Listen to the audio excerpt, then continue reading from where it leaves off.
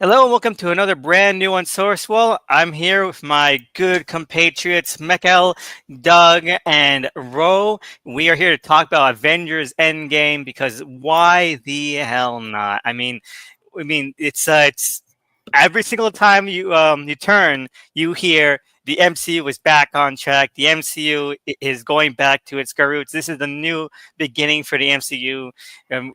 We're back. And why not a better way to commemorate another we're back with all the good to okay reviews that Fantastic Four First Steps is getting than by going back to what people still call the jumping off point for this franchise, Avengers Endgame.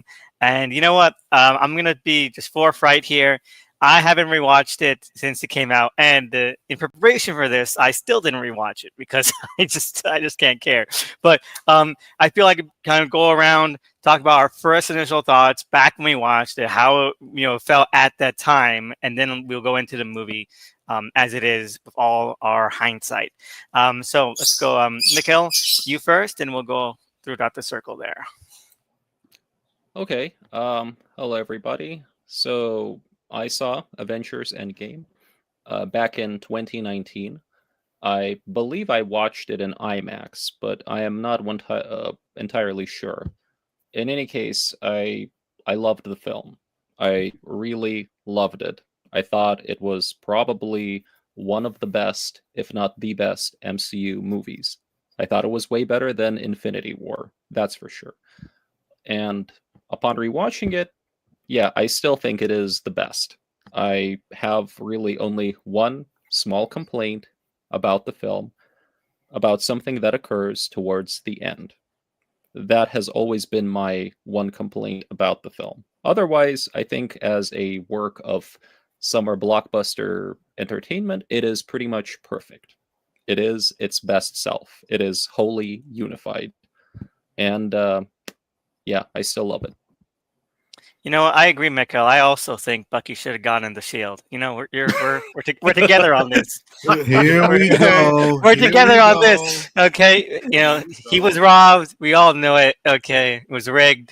It was a rigged election. God. Anyway, okay. Hey, go. Okay, Doug, your turn. Go on.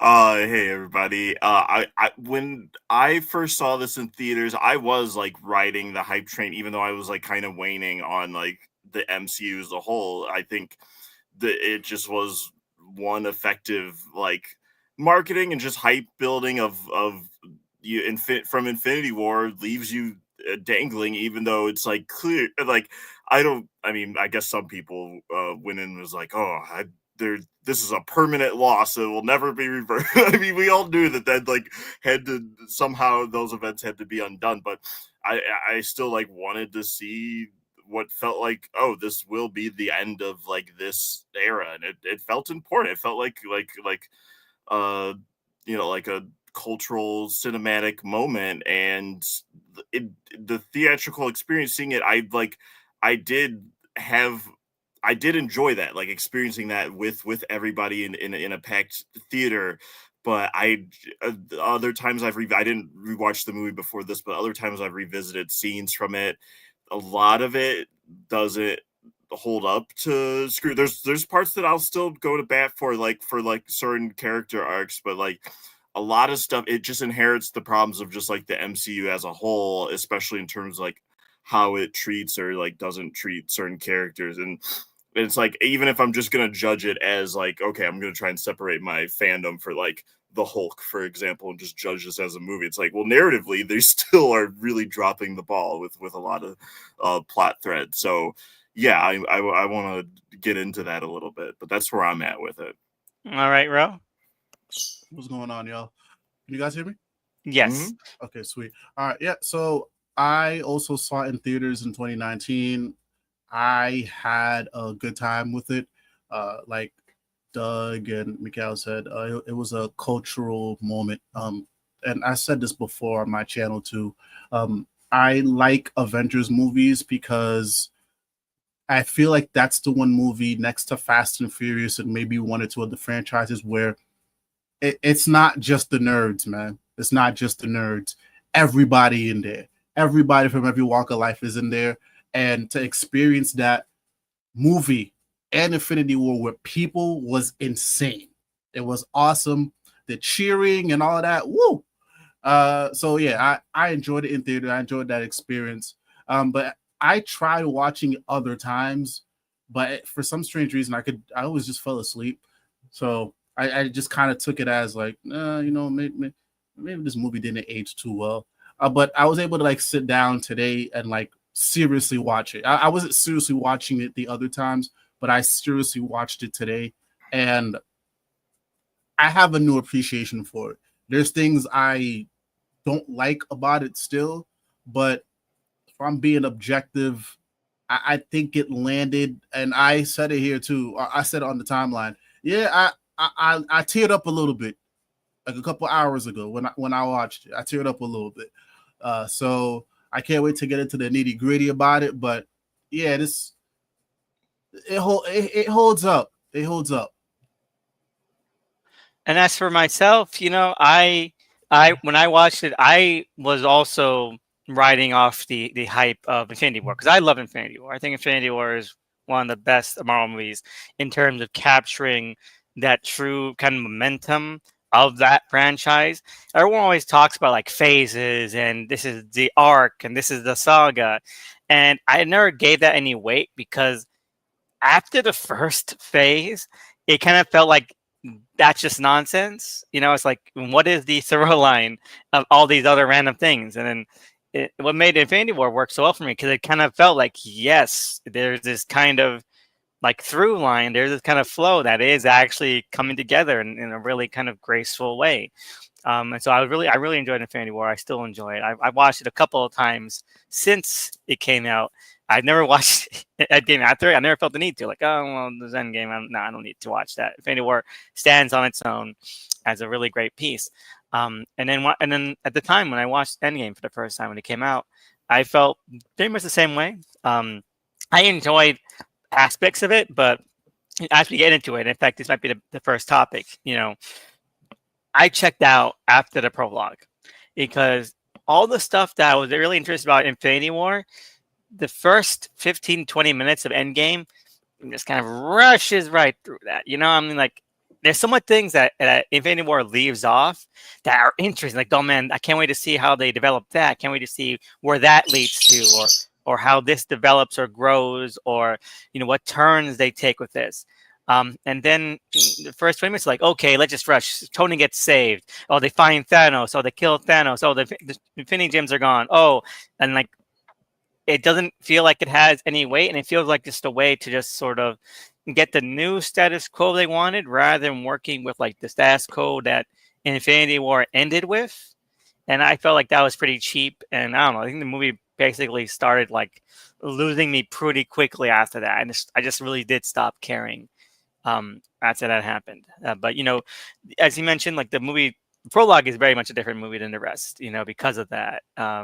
It really does have a different tack. So, Mikhail, why don't you let us know, like, about at least the very beginning, how do you think that plays, and how do you think that acted against how the rest of the movie actually, continues on with? Well, I think it's a very interesting structure, because the first 20 minutes really are a direct follow-up to Infinity War. But then, obviously they to undermine some of the developments that occurred at the end of Infinity War, right? Because Infinity War ends Thanos triumphant, seemingly invincible, right? Like, he retires, but he's been fully healed of his injuries and everything. He now has all 6 gems. He's accomplished his goal. And there's like no way to defeat him, right? So it's that the odds are against the main characters. And then Endgame kind of undermines that, because when they find Thanos, and they find quite quickly, with Captain Marvel, everything, it turns out that, oh, wait a minute, Thanos is now gravely injured. He's destroyed the stone, so he doesn't have his best weapon anymore. And he's like, he doesn't even put up a fight, like, at all. right? So that's a deliberate subversion of expectations, right? Because you obviously expect them to go all out, like, and the way even the scene plays out, right? Like they all charge him as a group, cut his arm off, all of that stuff, but it's really for nothing, right? And then it jumps like 5 years into the future, and that it creates like a whole new world. It becomes a very different movie, right? And I think that's interesting because it's about it's now, okay, this is interesting. It's now about them having failed, right? About them kind of trying and maybe failing to move on from their great loss, right? And there's this conflict now. Do we move forward? Do we just disband the team forever? Do we accept this, or do we try to indeed restore what was lost, right? And I think it's a very ballsy choice, really. And I like both. I like both aspects of the film. Really, I think I really like the actual Endgame movie. After that first 20-minute mark, because now it's far more character based. It's far more somber. It's far more contemplative. And really structurally, I think it's intriguing how then the movie breaks up into about 3 different parts. The next like 40 or so minutes are, about about setting up like this new world and dealing with the consequences and seeing where the people are at. Then the second half is the middle hour, like the whole middle hour is the time heist, right? And then the final hour is what happens after the time heist, and they, and they get the gems back, right? And I don't know. I like the structure. I think it is an unorthodox structure. It is unorthodox both in terms of what you expect from a conventional Hollywood blockbuster, and it is unorthodox in terms of what you expect from a sequel to Infinity War. And for me, it works. I guess for many other people, it doesn't work. Yeah. Well, I'll chime in here. I think that a lot of stuff in the beginning does work for me. Like, I agree that it's an unorthodox structure of like basically like each hour is its own little movie, but that first chunk is the most effective for me in the choices it's making. Like, yeah, it does undermine Infinity War a little bit in terms of how quickly we dispatch of Thanos, but one, I kind of love that subversion because I don't know if this is a hot take now or not, but like I kind of find MCU Thanos to be a little underwhelming. Like, I think Infinity War did the best they could with like what they have of him, but I always, and not just because like, oh, this is how it was in the comic, I just thought it was like kind of a cop out of where people were like, oh well, they could never do the Thanos being obsessed with death thing, like, because it's too silly. I was like, why not? Why couldn't they do that? Like, they could literally do anything in this world. So like, I don't know why that would have been a bridge too far to set up. But I think of the Thanos that we have, seeing him kind of resigned to his fate is almost the most, because he's like basically like, yeah, I did it, I won. So like he's fine with like being executed. He's like not gonna, well, I guess, yeah, like that's how they set up the, using the gauntlet takes a huge toll on you, but like that he feels content because he like accomplished what he set out to do. I mean, don't think about too hard like the logistics of, because he keeps specifically saying like half of every living thing in the universe and not just like half of like, oh, like sentient humanoid being, because later there's a line where like they're like something about like the dolphin or whale population Whales. is Yeah, up. whales. I was like, yeah. well, so were they like cold or not? Like, it's because like if you did say like, okay, that just the humans were half of them were wiped out, you could then start selling this idea of like, yeah, the Earth is like, that is beneficial. Like otherwise, like his plan doesn't make a ton of sense. So the fact that there's even nuggets of like them trying to be like, well, I don't know, there were some upsides to what he did was like very silly, but um I'm kind of fine with them dispatching him quickly so we can get. I was like, oh wow, that's pretty ballsy. And then this new status quo they set up after the time jump.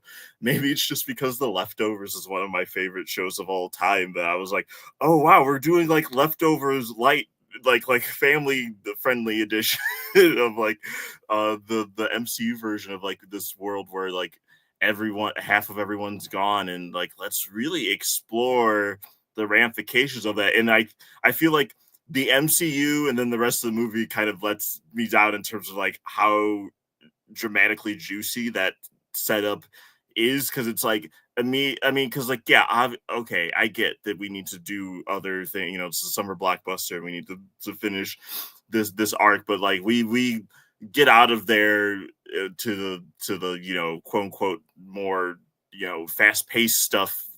Really, it seems like they want to like just speed run through this like kind of interesting world, and I was like, no, let's linger on this. And then it's like they other MCU stuff later with like Disney Plus. I was like, okay, well maybe we can just go back and fill in those gaps, like what happened after the snap, or what's their canon name for it, the blip.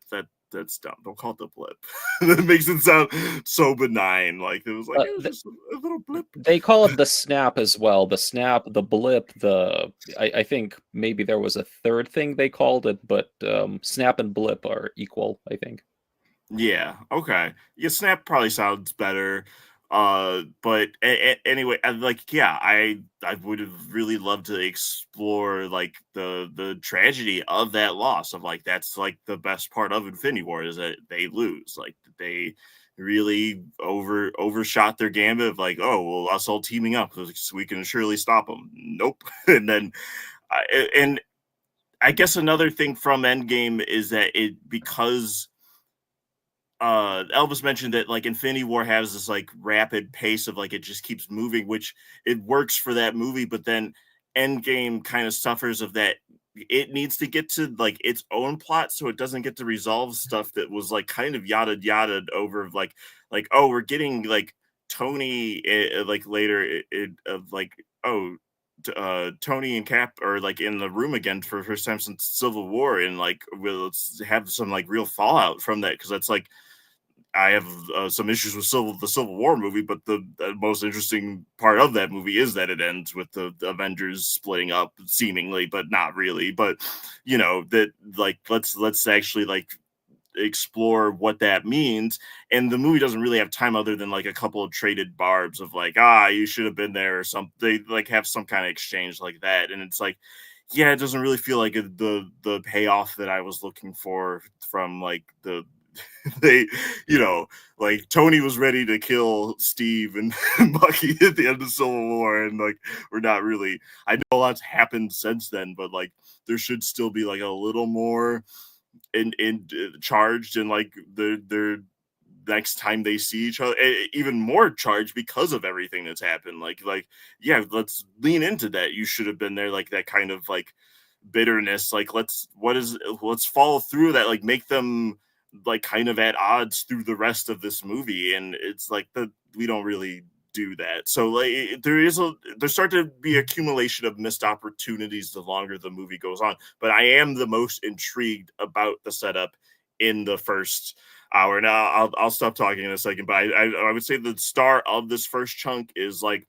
I mean, I've always loved Paul Rudd, even though like I kind of iffy on some of like the Ant-Man movies themselves. Like I've never had a problem with him as an actor, and I think he like is really showing like, oh yeah, they probably should have been giving him like more um, meaty dramatic stuff to do, because he like really nails that, like because he's kind of the fish out of water. He was in the quantum realm or whatever for during that time of the snap. So like him coming out and be like, what happened? Like I think those moments like are emotionally affected. Like he sells the weight of like the loss of this world, and like just the relief on his, like the conflicting emotion of like relief, and then also kind of sadness when he sees his daughter, but that he's missed so much of his life. It's like, oh wow, this is like kind of more mature stuff than the MCU usually tackles. And then the movie quickly is like, okay, well, we can't like the whole movie can't deal with that because we gotta go punch some people and like do a time heist. So, and then that stuff is less interesting to me. Oh, I totally agree about that all, and I think that was probably the most effective thing the movie does as well. When he like goes to Memorial and he reads his own name, it's just it really does hit. It's so good. But yeah, Ro, it's your turn, I guess. Yeah, so I liked the first bit. And I'm gonna again, I just finished watching it, so all this is very fresh. I'm gonna defend that first bit a lot. Because while I do understand the notion of we should have spent more time, in a blipped world. I think that was done on purpose because what didn't we have to wait like a year in between this movie? Like we didn't get this we didn't get this back to back. It was like a year apart. So like I think the reason why we spent so little time in that world is because I don't think they wanted to drag it out as much. It's like, we as the audience had to spend a year with that lingering plot thread. And then so I think that it was more just like an audience thing. So for them to just like come back and then spend another hour or two just like rehashing, it's like, no, they dead, they gone, like they gone. Let's just keep moving on. And I also like the subverting of expectations. It's like, oh shoot, we found Thanos, we about to run up in there, it's about to be peace, and then he's just chilling. And they take him out. And when I first saw it, I was like, oh wait, so what? How? I was also wondering, how are we gonna get from here? Because he's gone. There's no Infinity Gauntlet. There's no stones. What are we gonna do? So even on that first rewatch, I was like, okay, this is interesting. Like, sure, maybe in the back of my head, I was thinking they'll probably do something with time. But I don't think it was too much of an idea. And then once I saw like how, they were getting the pieces together, I was like, okay, this is interesting. But I really do enjoy it. They didn't spend too much time. They kind of got us hooked thinking, we were gonna get around to immediately. Dude got his head chopped off, and that was it. And then now we jump 5 years. Now the story could really begin. So I 100% stand by that decision. Especially as a lot of time has gone by, but sure, could the MCU have spent a little bit more time there in the TV shows? 100%. I think that was a missed opportunity, and I think even when they tried to, COVID got in the way. So like at this point, I kind of got tired of them trying to rehash that whole thing. So I'm kind of happy they moved on from it. But yeah, in real time. Sure. And yeah, I like how the movie progressed from there because we didn't spend so much time. No, they're gone. No, bro, they're gone. We spent a year not worrying about them. We're not worrying about them. Let's just get to the story. I think the little bit that we got was enough. It was enough. No, I completely agree with that as well. When I'm talking about like things that are missed opportunity, my main thing is that Thanos. I would have been more okay with that if they didn't bring Thanos back later on in the movie. I feel like he becomes like the worst MCU villain of all time because he's nothing. Like I know that he wasn't that much of a depthy character before, but at least he spent time within Infinity War. You get to know him, and then you get this one who is like not even of the same time frame. He's from even further in the past, and it's like there's no ground to him. It just feels like a really cheap stopgap. Like they want their cake and eat it too. They want to get him out of the way and off the bat, like, okay, but we've still got to have like a big fight with him. Like, I don't know, that's not interesting to me. He's not that character. He's not the one who has to experience this. He's a blank slate, and it's like punching cardboard. It's really boring. I think. I would push back against that because what we get is 2014 Warlord Thanos, who now is basically a variant, right? And he has the benefit of seeing what his destiny is and what that leads to, right? And so he actually has something of a new arc here, right? Because when he arrives at the end, His whole thing is that, I realized that my whole philosophy about this was wrong. Thank you for showing me that, that what I wanted to do with the stones, it was all a mistake. What I really should have done is I should have completely recreated reality and made it the way that I want, so people would actually be grateful, to me, right? So he has like an actual arc there. And I think that is I mean, it is kind of a cheat because they're two different versions of that character. He's not the exact same character that we saw in Infinity War, right? But he still has that continuation, right? There's still that sense of connection between the two of them, and it's now, and he evolves into a different direction, right? And obviously, the movie needs a villain. I mean, it can't all be like, if you actually watch this film, it's amazing to me that there are no action sequences really in it throughout the first 2 hours. I mean, nothing major, nothing large scale. And then it's like, okay, then it's like, Thanos, 2014 Thanos comes knocking. And now we get maybe the longest extended, like, I don't know, 20-30 minute set piece of all the, I mean, first they have the 3-way duel or 4-way duel, right? And then like, we get like entire armies clashing and everything. So I would say, the movie needs a villain at the end of the day, right? It can't be completely, just like them succeeding and not having any consequences. But also, I think that I like what they do with this new incarnation of Thanos. I like that we finally see Thanos fight without the glove, because he was OP. He had like the glove. He had he had all these stones and whatever. And now we actually get to see, no, this guy is still tough even without all of that. This is the guy who doesn't shed his armor. He this is like the warlord that we've been hearing about, and now we finally get to see him in action without like the benefit of like all of those gems. Yeah. And I kind of want to add on to that too. Is like, I don't think he was a complete like blank slate. If this was a Thanos that still had knowledge of the Avengers, and then now he is just informed of what happened the first time they fought. And I also agree with Mikhail also, because it's like the Thanos that we saw the first time around, yeah, he was OP with the gauntlet. But now this time around, we saw him use his hands, like really use his hands, but he was also conniving too. Like he figured out, oh, you know what, let me put what's her name? It's not Gamora.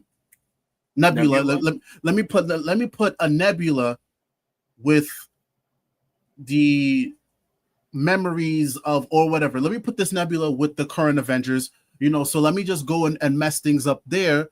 And I thought that was pretty cool as well. Just like it showed me it doesn't matter what timeline you pull like Thanos from, he still has resources that are available to him, and he's not afraid to use them. So if anything, I kind of like this Thanos a little bit more, because we got to see him really use his mind. We also even got more depth on, what his relationships was like with Gamora and Nebula as well. So yeah, I don't think he was a complete blank slate, but like the one that we got, there was still enough there from what we knew previously. It was just a different time. And even then, that dude was a beast. But like I said, I prefer the one that we got in the end versus the previous one. Even though the previous one, he was listen, the brother threw a fucking moon at Tony Stark, man. I never want to see you. I'm running, bro. I'm running because I knew you did that. I'm running. Kill me, bro, please. But yeah, all jokes aside, I like what they did there, because it couldn't have been anybody else but Thanos. But the way that they used Thanos, like why not? So either way, whatever version of Thanos we got, he's still that dog.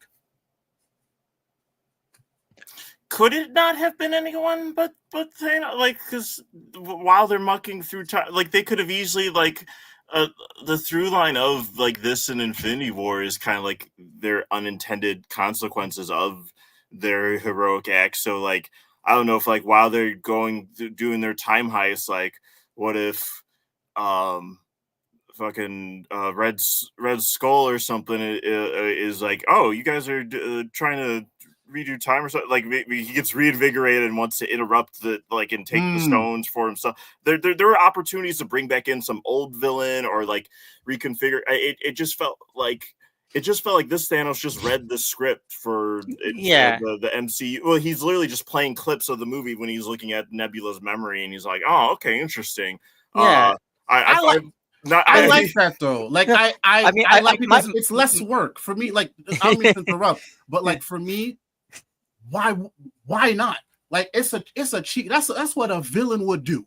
Right. Like, wait, hold on. Oh, it makes sense for him. Yeah, it makes sense. But I'm saying, like, for me, the audience, it's less interesting to watch. Exactly, because I want to see, like, preferably, obviously, I want to see, like, you're talking about, like, he has an arc, and like, I want to see, or he's confronted by what the consequences or the actual results of what his original plan was. But like, it's more interesting to me. It's more immersive. It's more investing to me to see like that version, the Infinity War Thanos, be the one confronted with those, with those consequences, to really interrogate, that character a little bit more. Because like, it's like, okay, yes, the Warlord Thanos. I don't care about the Warlord Thanos. Like, I like, on a personal level, I don't. I think it's boring. It feels like, bring up Darkseid. Whenever people like bring up Darkseid, oh, this is the one that's fighting. This is a brawl. That Darkseid is not interesting to me. I don't care about big brawly fights.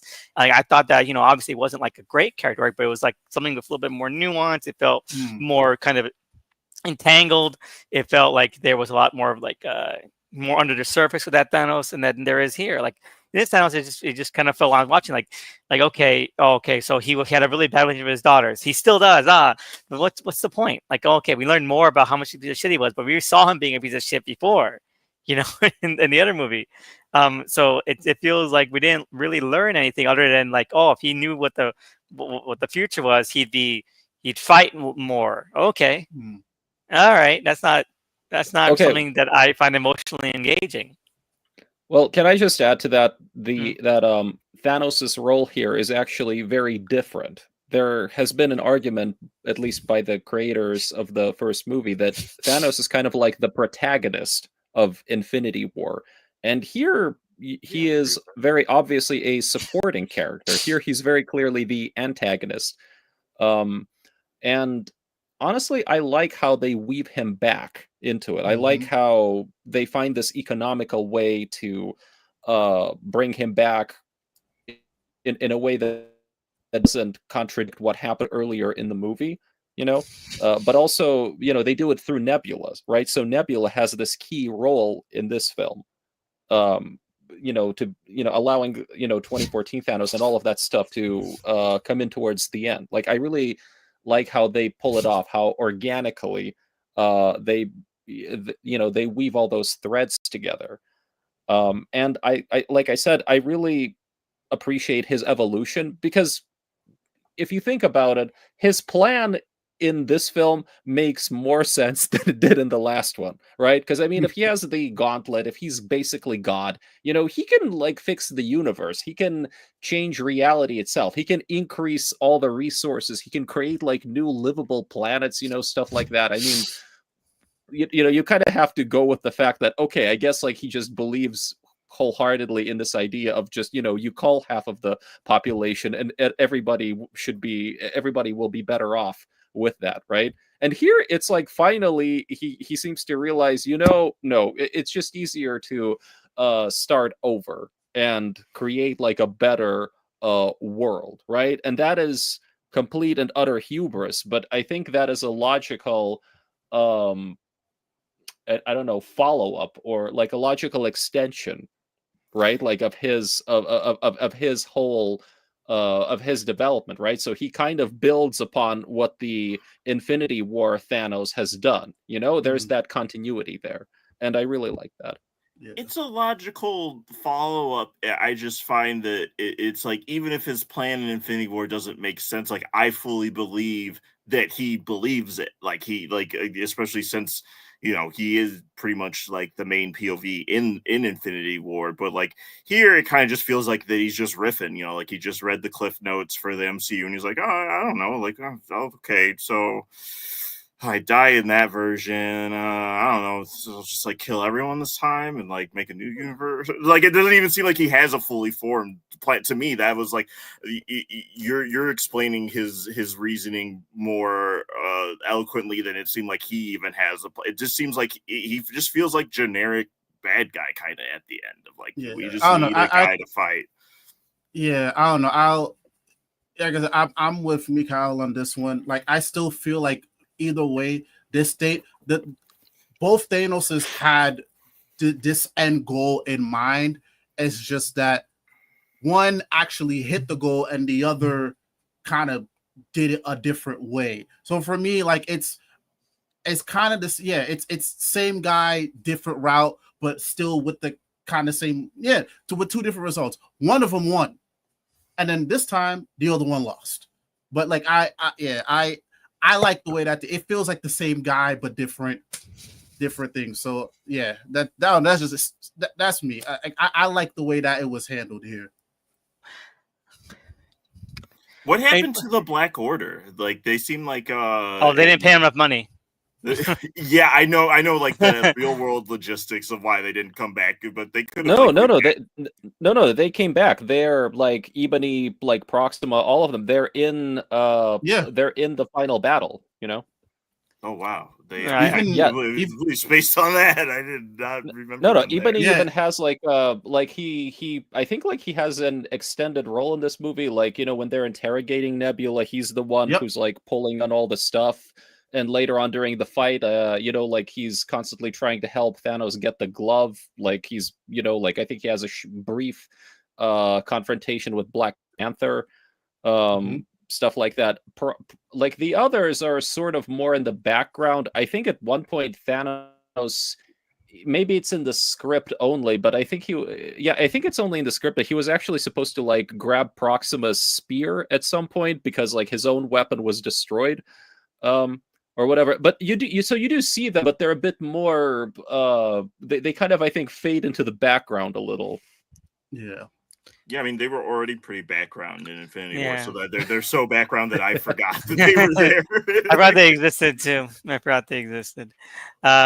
So, all right. So moving ahead, okay, I think it's a good time to talk about the post, 5 years later time skip. Which was actually that was leaked. I think that before the movie came out, that was a big plot leak saying, "Oh, there's a 5-year time skip. They kill Thanos." And initially, that was leaked like a week before the movie came out, which that was pretty shocking.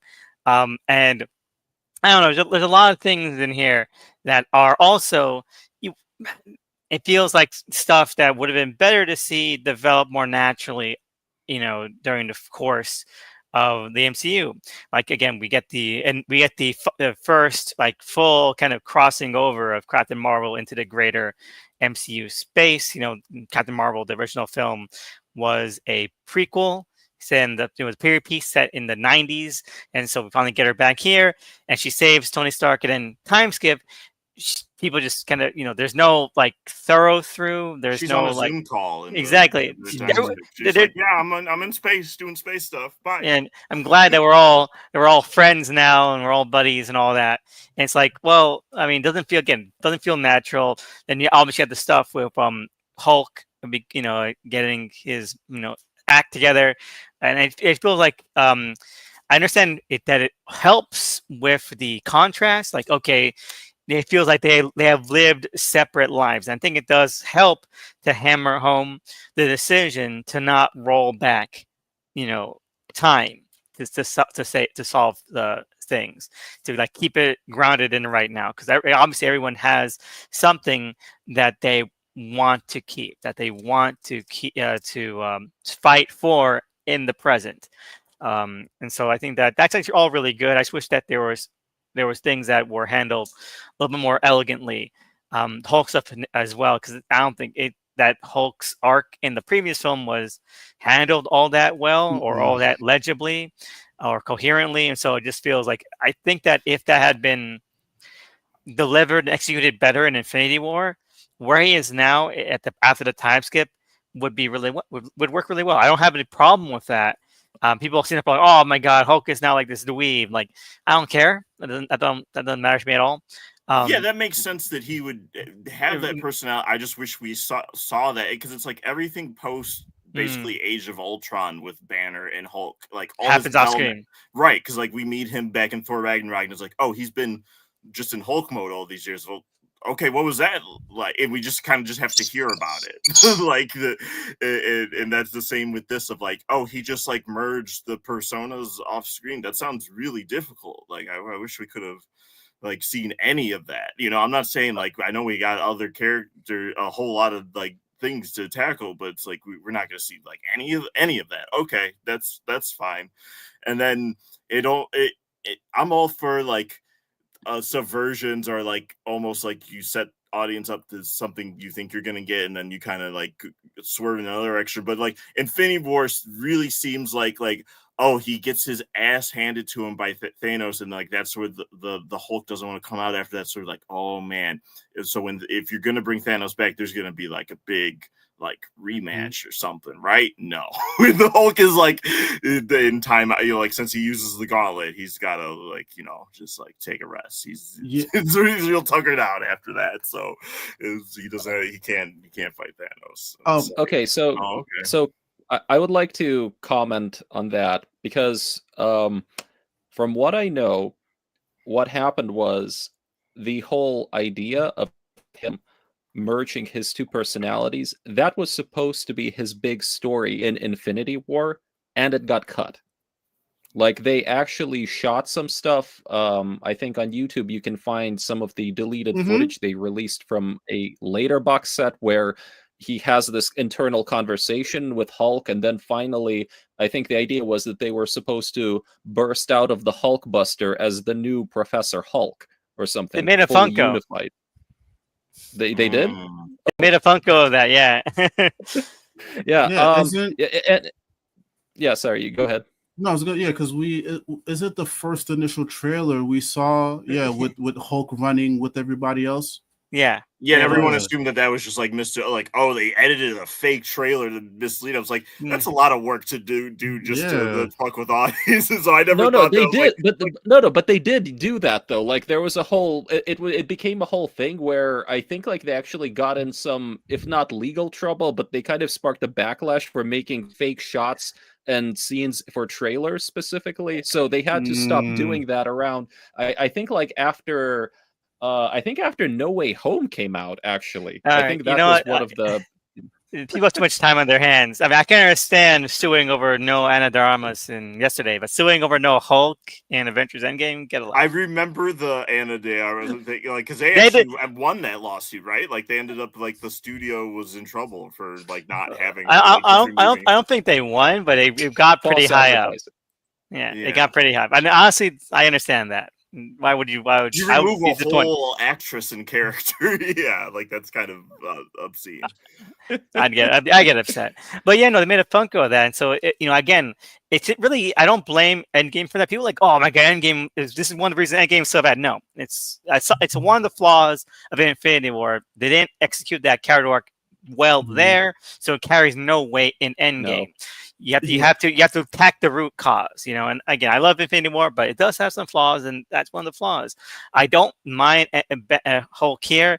My main issue is that the character arc seems to be just a funnel for jokes rather than anything introspective. You think that, I know it's like in universe, it's been 5 years since he's been like merged personality, so it's probably not like anything that he's gone over already, but for the the assistance of the audience, it'd be great to have some scenes of introspection, about that, something to ruminate over. But no, it's like, oh, okay, he's this Hulk now, and he's just, it's just like, here's a joke about like how much he doesn't like doing Hulk stuff because he thinks it's lame, and he's a smart guy now.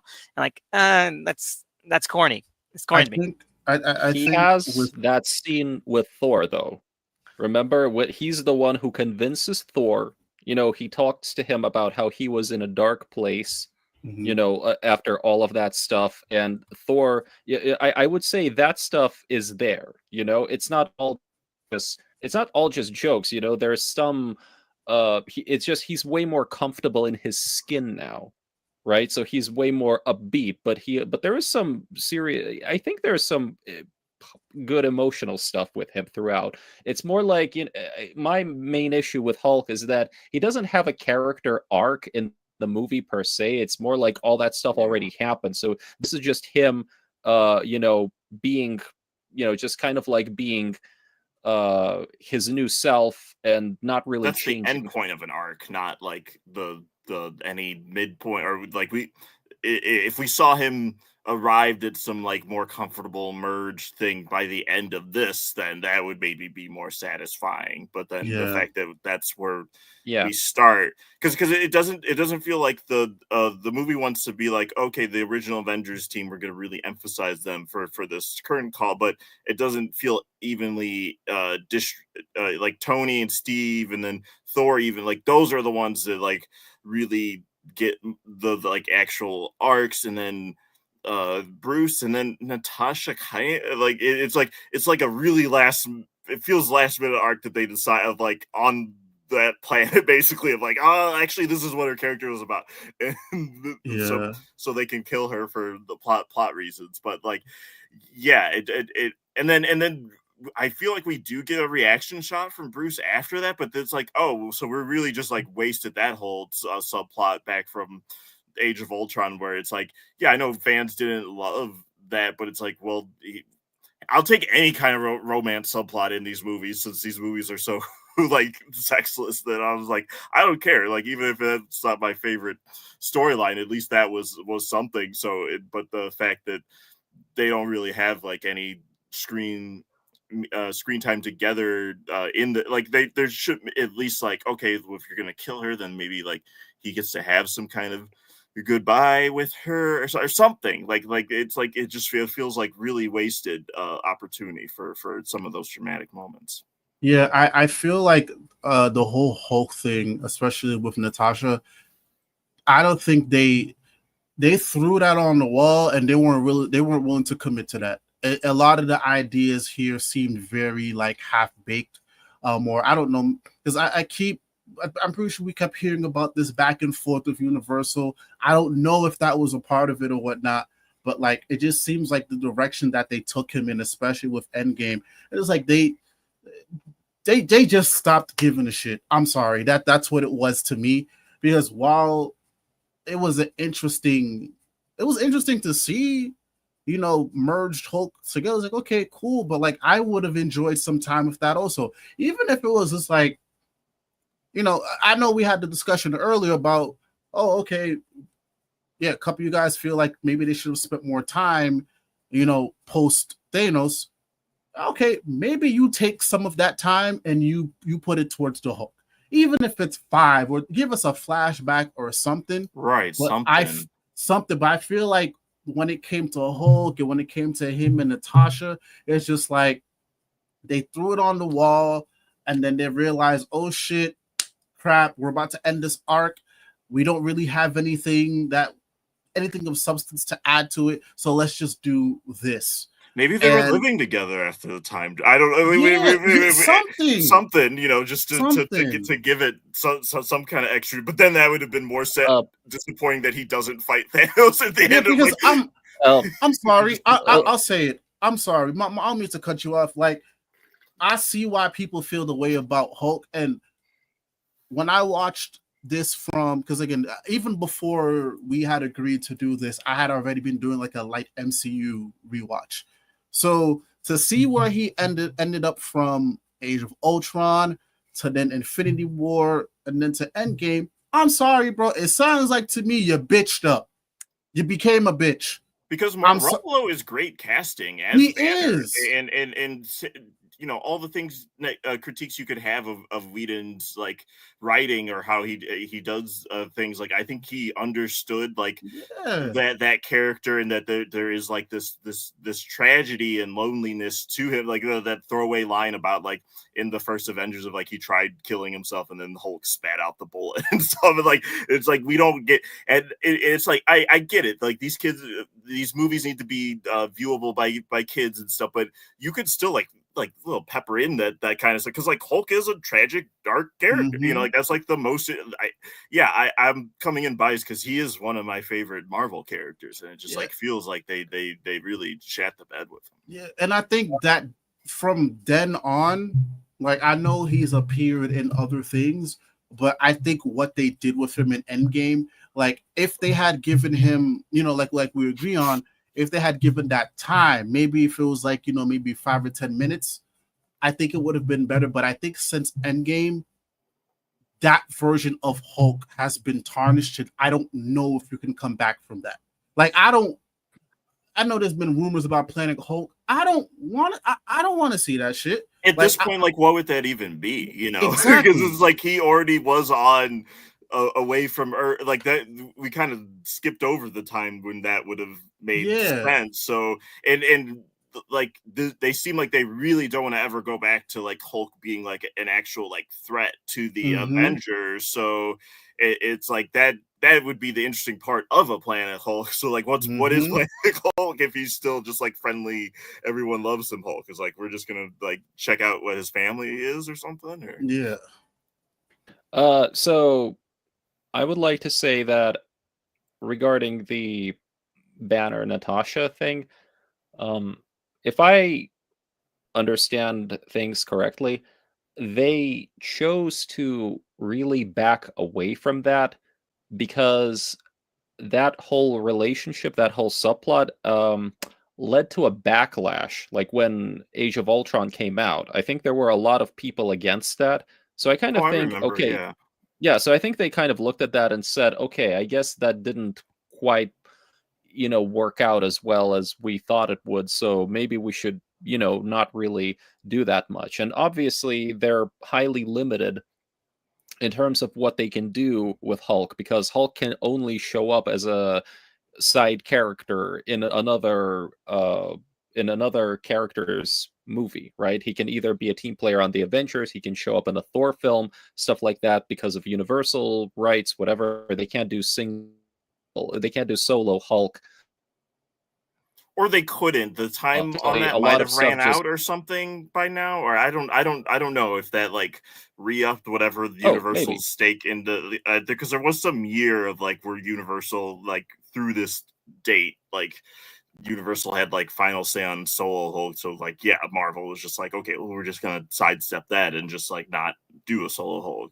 But yeah, Yeah. it's like they still could have found ways to have development with him in ways that made even if you were gonna have to like insert because like I said, I think the first Avengers does a good job of like catching us up with it. Of like, yeah, well, one you have the baggage of the recast, which I feel like they did pretty seamlessly, but then also kind of having to catch us up of like where this Hulk is at now, and I feel like they did a pretty decent job of developing in that movie while setting up the Avengers, all the other things they had to juggle, and then like they kind of just lost the formula of how to do that with that character. And like they're just like, okay, well, if we're gonna have to sacrifice someone's storyline to move forward, it seems like it's always Hulk now. I suppose that's true in part. I mean, but I think like I would say his role in Endgame is really quite functional. He plays like a key role in certain things, and I like that they still, they do get him beats in. He really says like I remember there's that moment where it's the end at Tony's funeral, and he says, I really tried. I tried to bring Nat back, but it didn't work. So I really love that part where he steps up to be the one who actually wields the gauntlet, and he says it's like I was born for this, like he's so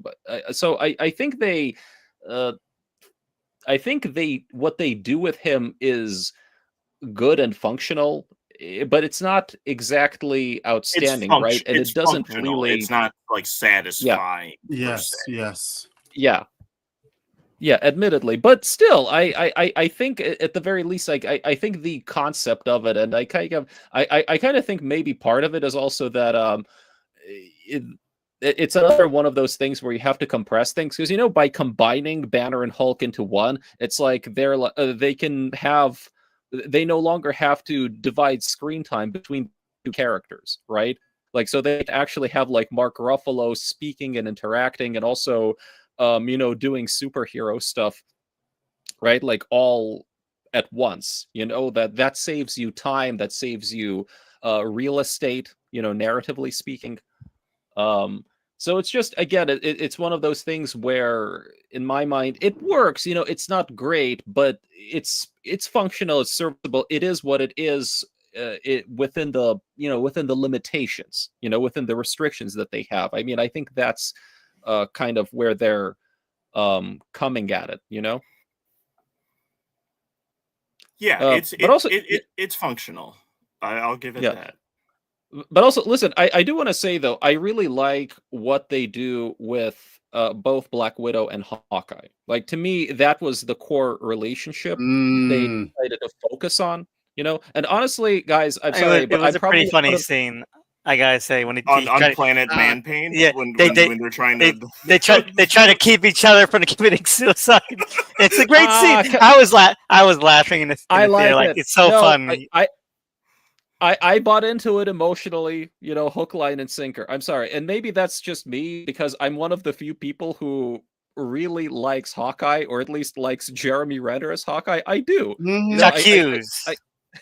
I don't know why so many people have like the knives out for Hawkeye. I mean, I think Jeremy Renner is kind of the MVP of this movie, really. Like, I know it starts out with him, right? Those simple scenes at his farm, like the way that they, there's this sort of ominous kind of slowly dawning horror, and then it's just like he turns around, it's like all he can see is maybe a little, like a little dust.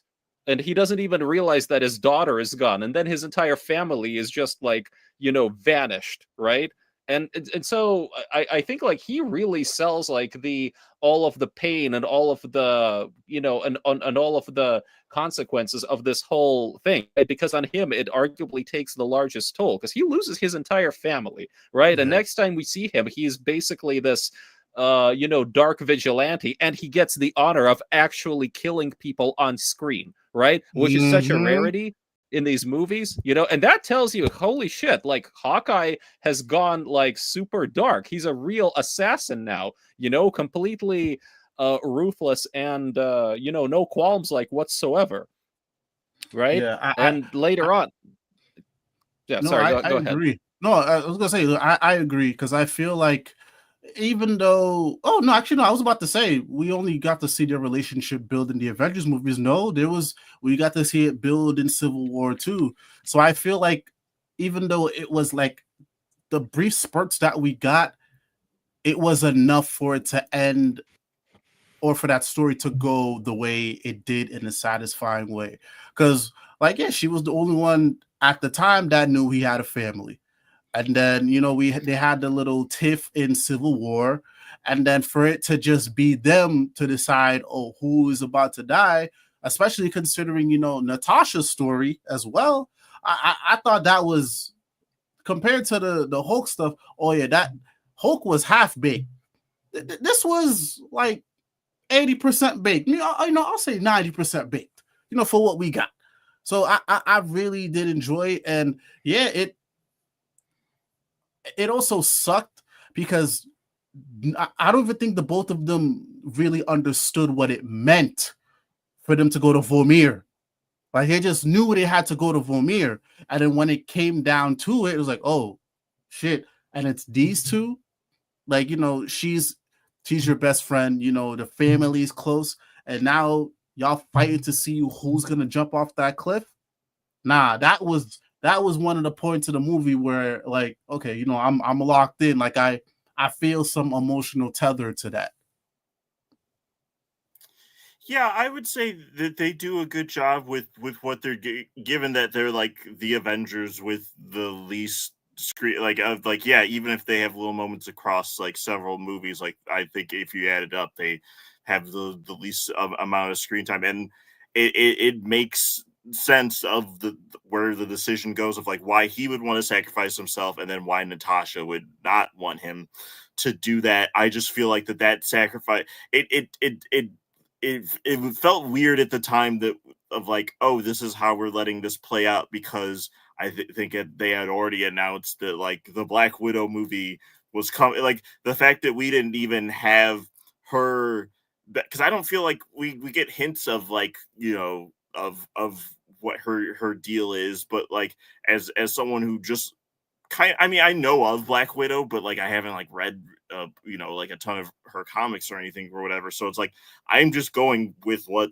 these movies have told me, and I feel like by the time she sacrifices herself, I don't know a ton about her as like a person. So like Yeah.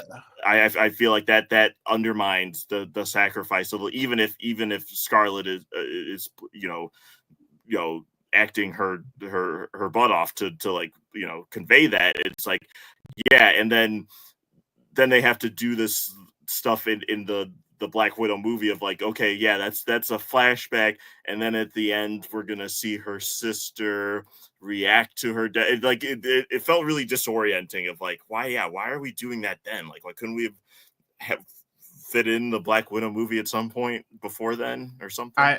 I 100% agree with you, and I feel like this is it's 100% mismanagement, because like I said, even with the little bit that we got, I can totally see your viewpoint, and I also I agree with the crowd that says, yeah, she should have gotten her own movie way before this. Like the fact that we waited this long, yeah, it's a little jarring now when, you know, you see how she was handled, and then, you know, they try to give us all this extra stuff. Like me and Elvis talked about Black Widow. It's a solid movie. Yes. But like, yeah, this should have came earlier, because I think if maybe you could have slotted that somewhere after Civil War or something. You know what I'm saying? It didn't have that's to when be... it takes place, right? Like after Civil War, Like but right after before. Civil War, yeah. Yeah, exactly. So you slot that right there. Okay, sure, you don't put too big of a budget behind it, but you make it decent. So at least Not then, every character's movie needs to be the biggest thing. Like you could just do, because like she's a ground, you know, like she's a spy. You could just do like a more low key action thing of like, yeah, like even though there's a lot I like in the Black Widow movie that suffers from like the MCU or just general superhero thing of like the final act of like, oh, the sky base is exploding and she's like falling Yeah. on the different. I was like, we don't need We don't that. need that. She could just like beat up some guys in a hallway or something. You know, Yeah, like that's all we need. Yeah, From a because it's like narrative, that. Oh, go ahead. from a bro, go ahead. narrative, sorry, I just wanted to say that from a narrative economy standpoint, I think the best place for the Black Widow movie would have been actually right after Infinity War and before Endgame instead of Captain Marvel, because you know you could conceivably you could make like Endgame without Captain Marvel in it. You know what I'm saying? Like maybe throw some stuff around and She's like mainly the plot function of like you need someone that OP to show up at those moments, and so like they're yeah. like, okay, I guess we need to have her movie to justify that, but not really. You can just have, especially in the Avengers movies, you can just have people show up and then later, you know, we'll deal with Captain Marvel. Like, I mean, that I feel like that movie ended up being like that's like one of their highest grossing movies, I think, the first Captain Marvel, and it's like I don't even know a bunch of people who love it. I think it was just the timing of it, of like it came in between Infinity War and Endgame, so it was like, yeah, it would have been nice for Natasha to get that bump of Thank you. Yep. especially since she one was, you know, she was our original female Avenger, and then like we know that this is going to be her farewell going into it, or maybe did they not know? Like it does seem like so much of this of a lot of plot things were decided on the fly, or like rewriting, and of like, oh, okay, wait, no, we're gonna move this thing here. Like I don't know how much of that is true behind the scenes, but I do know some plot things of like where, yeah, it's like that wasn't It their is original very plan. fluid. I will go a step further. They could have saved themselves that whole lawsuit that happened with Scarlet if they had just slotted her in between there. I think that could have been avoided. I completely got that lawsuit. My God, that's great.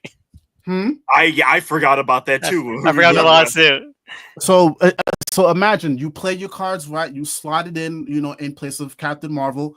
and then she gets that bump, and then now you don't have to deal with this whole thing, because the pandemic at this point, it was gonna happen. So at least then, she would have been got her bread, and then it maybe would have made more than Captain Marvel because people already know that character and like her. So like, and then you release that then in between Infinity War Endgame, like that could have gone crazy numbers. And then now let's just say, okay, cool, it makes a bill. Okay, if a movie makes a bill, we don't see it with the Joker, we don't see it with other things. All right, cool. You're gonna have to start having conversations about a Black Widow too. So, okay, I don't know if they write it the same way they did the original Black Widow movie, or better yet, we don't even know if Black Widow ends up dying the way or ends up leaving the way she does. So then you open up the door for more opportunities as well. But I just think a lot of headaches could have been avoided that way. That's just me. Yeah, even from like a financial standpoint, they would have saved themselves some trouble if they had done that. And it's like you could have done it, especially because of how far back before everything Captain Marvel is set. Like you can give us that movie whenever. It didn't need it. She's a character we didn't have, at least general audiences didn't have any attachment to other than like the teases of her in the Avengers movie. But you could just have her show up if you want to still give her that plot function, and then we get her movie like after Endgame or something. Yeah, and I don't mean to. Actually, no, this is not a derailment. Like I could be 100% wrong, but wasn't the original plan for Ultron? Wasn't Captain America supposed to Captain Marvel supposed to appear in that one? I could have sworn that was a thing. I think there were several times that she was supposed to potentially show up before. Age of Ultron might have been one of them. Like, because I know that movie specifically, like the plot kept getting rewritten a bunch in terms of like, what the conflict even was going to be, who was going to show up in it. So I think that does sound right. And there was maybe another movie where, was it Civil War, they toyed with having her like show up or something, which I don't know how that would have worked, but like they could have teased her and a bunch of others. There's different ways they could have handled that character. One thing I want to say is that I agree with everything you guys are saying, especially in terms of the box office and the success of it. But as someone who likes Black Widow, the movie, I think that her dying in this helped that movie a lot in terms of that movie. It feels like its own thing. I feel like if this had been released before, it would be chock full of nonsense world building stuff that it really isn't. And I'm glad, like, okay, she's dead.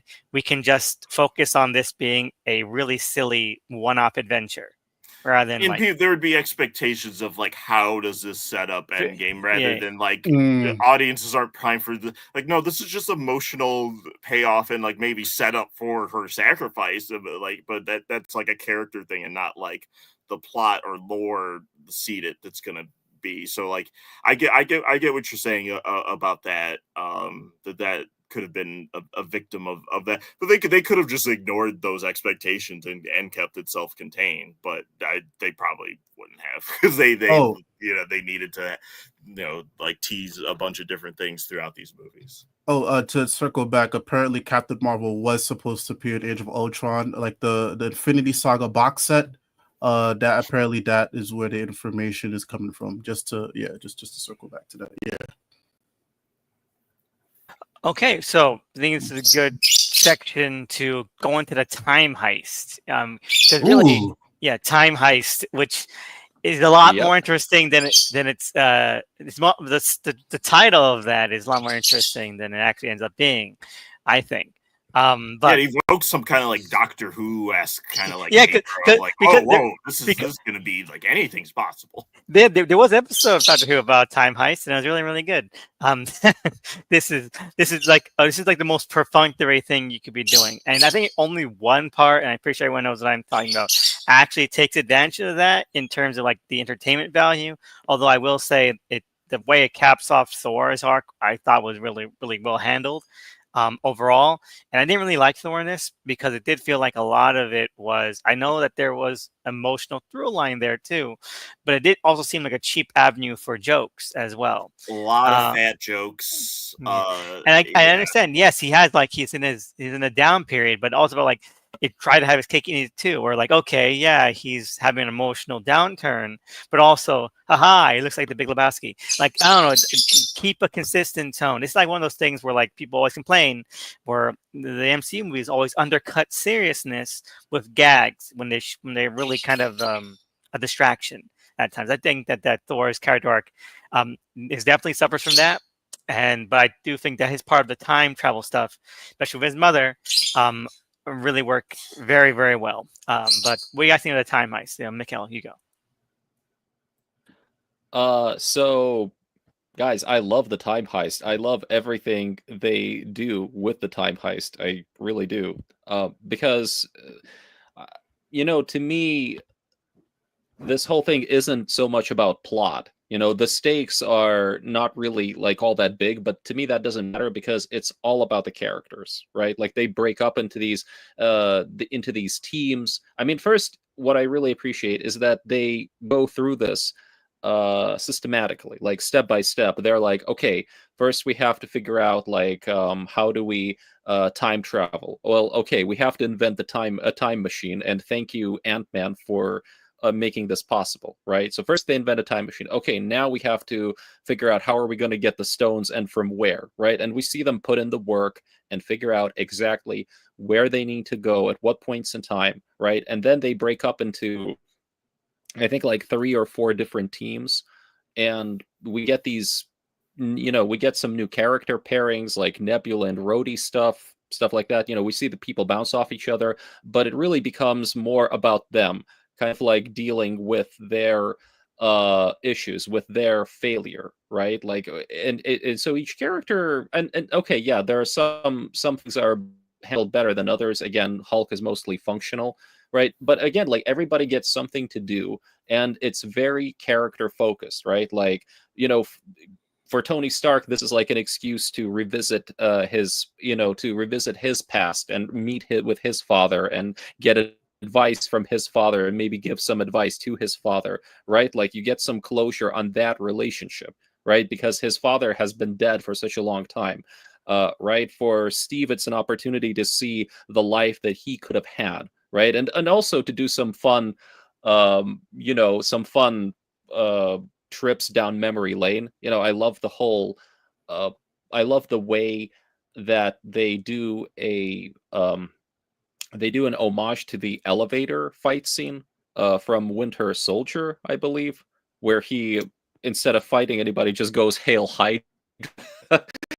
I like how he kind of has to deal with his own past self, and now it's like he's getting kind of tired of the whole I can do this all day stuff. Like you get the sense that he has matured somewhat. You get the sense that he now wants more than just to be a hero and stuff like that. I like once again, I like what they do with Nebula there, because that's, you see, you get like 2 Nebulas. You get that whole exploration of the duality of that character. And I don't know, it's just I feel that it works like so well on a character level. And yeah, I love Thor. I love what they do with Thor. I mean, fat jokes, sure, stuff like that. But at the same time, I love how they really reconcile the Ragnarok version of Thor with the Infinity War version of Thor, because now Chris Hemsworth really gets to play things both dramatically and comically, and he's great at the He's great at comedic both. stuff. Yeah. He's great at both. Yeah. And I always love how, when he talks to his mom, she immediately susses out that he's from the future.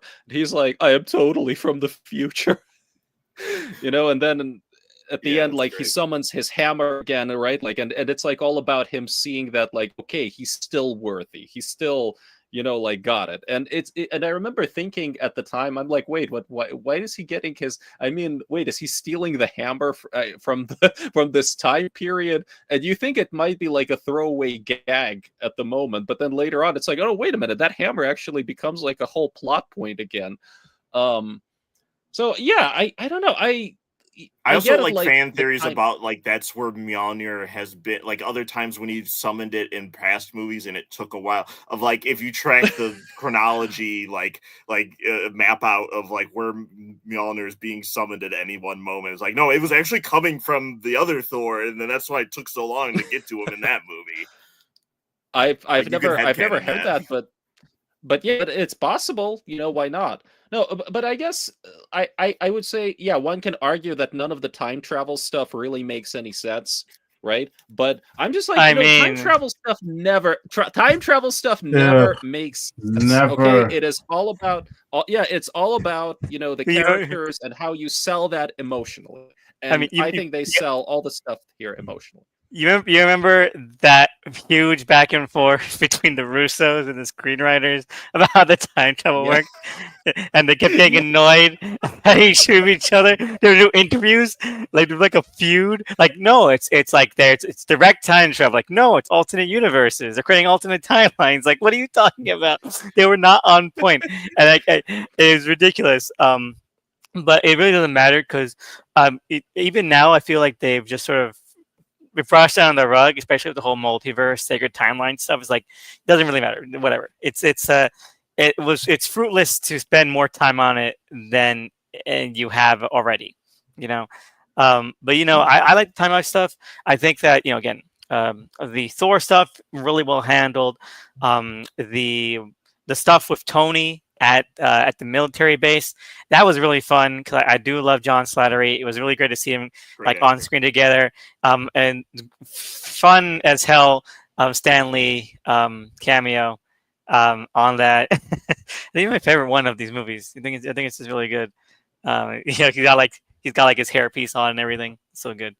And I thought that was really well done because it did bring me some tones of that first Avenger kind of feeling, like that whole like post-war period piece kind of vibe. I thought that was really really great. I think the weakest things about the time heist are two. One, when the H1 shows up, because it reminds me of Doctor Strange, which is a movie that shouldn't exist. And the Hulk is just, I feel like he's kind of fruitless. Like I hate that joke. I hate that joke where he acts smug and above being the Hulk because he didn't. Again, the movies did not set that up to earn it, so it just feels like a wasteful joke. That why we even doing this? It's not even that funny.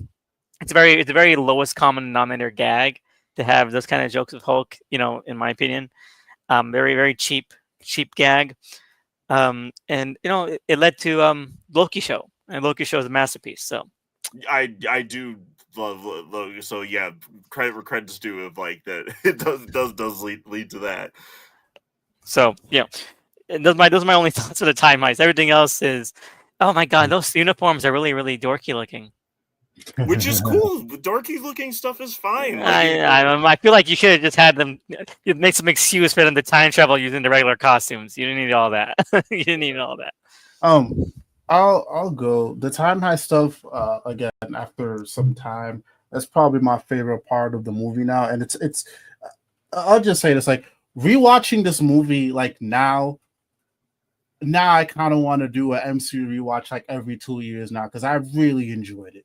Like the time heist stuff was just fun. It didn't make sense, and it's one of the reasons why I hate timey-wimey shit in comic books. Like I stop doing it. It sucks. But when sometimes it's fun, and this was fun.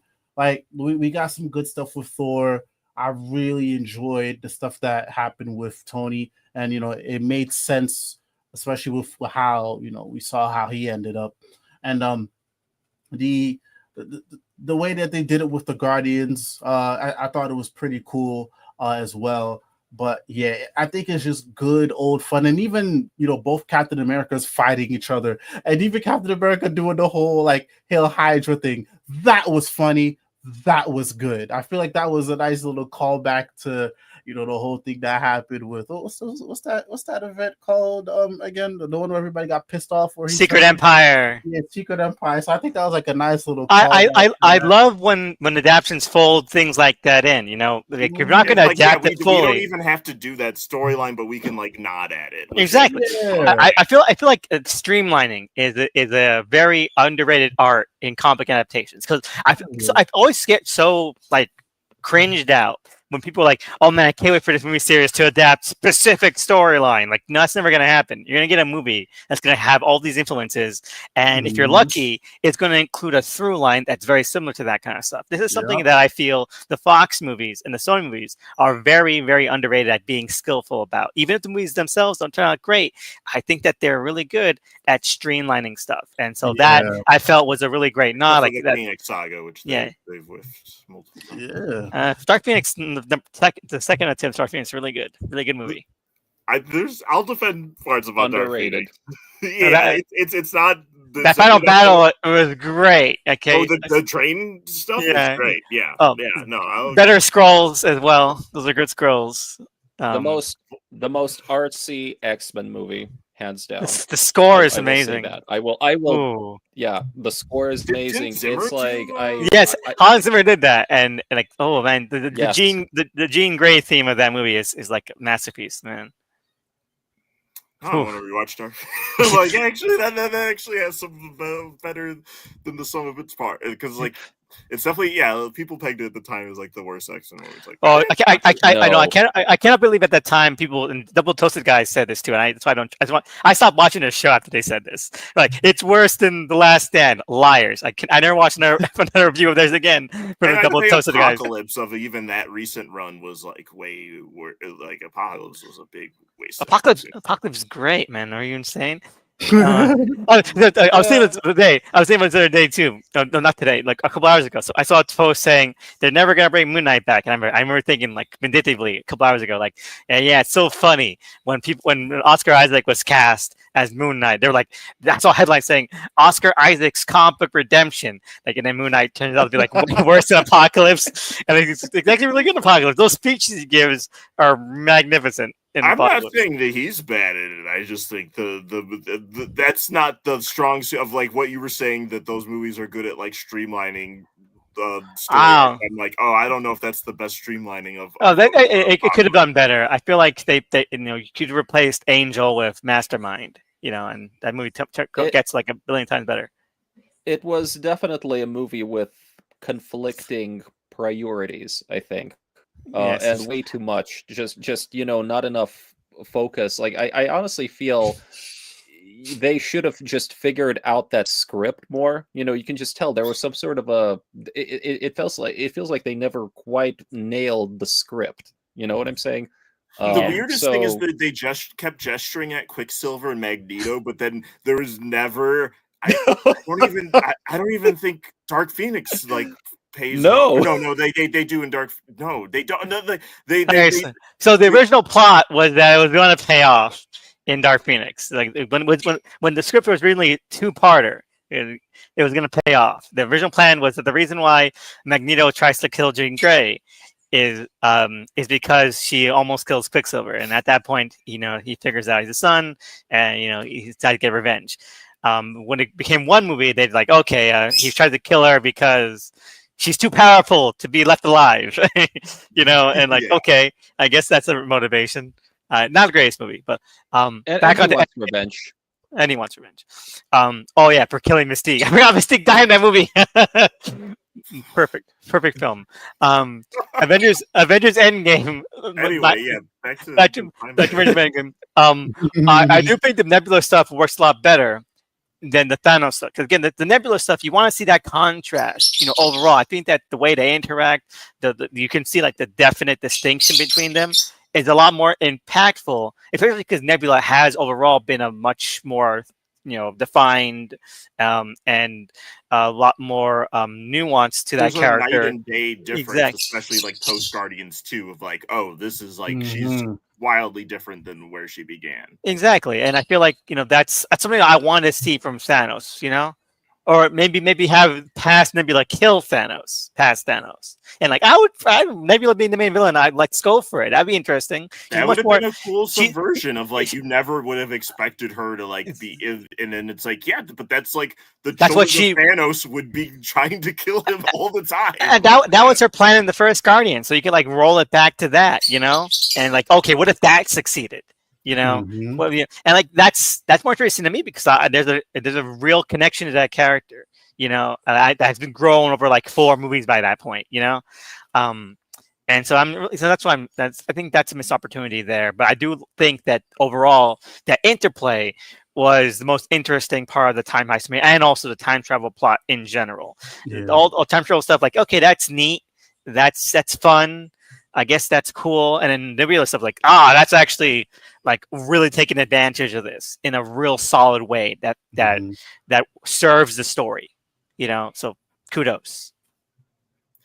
Yeah, I would agree. She Um, gets the strongest like juxtaposition, like that's a great part of the time heist of like we can see the different versions of her, the different versions of Steve. I almost wish that we kind of just got that side by side with everyone because like they kind of like jokingly talk about that with Banner of like we see that he's still enraged Hulk, and then we get the joke I don't think any of the Hulk humor in this really lands. Like I would have loved like a better juxtaposition of uh where that character's gone, but I guess that would have involved us actually like going along with his development through these movies.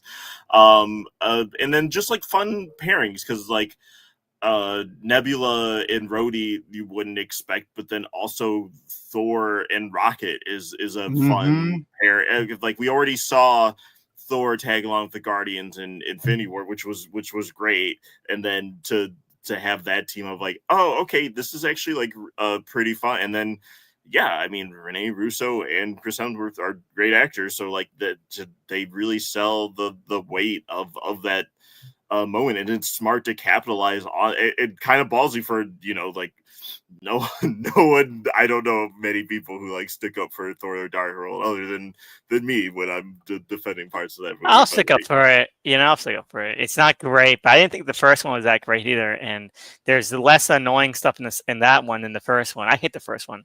The first Thor sucks ass. I really hope Alan Taylor one day gets to do a director's cut of The Dark World. Like I've seen all the deleted footage that they have released from it, and it is like a really different movie. Or just bring him back to do a big fantasy thing in the MC of like I don't know for what character, but like yeah, figure out some way to give him like a just huge fantasy. But I mean, like we know, regardless of like where the show itself went overall, like I can't blame Alan Taylor for all the sins of Game of Thrones, but like when he would direct it, like he brought the goods. Like he knows how to do the big budget fantasy. Oh yeah.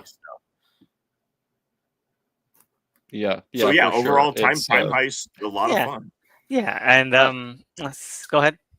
Yeah, I want to add one more thing. I think one of the things that I just generally appreciate about the time heist is that they are literally revisiting past MCU movies, right?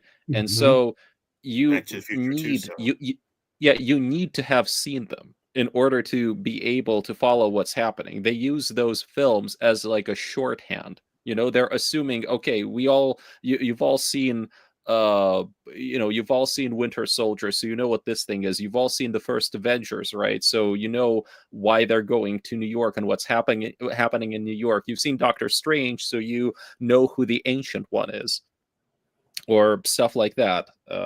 And I just I know that some people probably don't like to to do homework or whatever, but to me this is one of the benefits of serialization. Like really when you can like when you can legitimately build on on texts that have come before, when you can use them as shorthand to deliver something that is just like something new that builds on the strands of the past, right? Like those right big. So they revisit Guardians of the Galaxy with that whole come and get your love moment, right?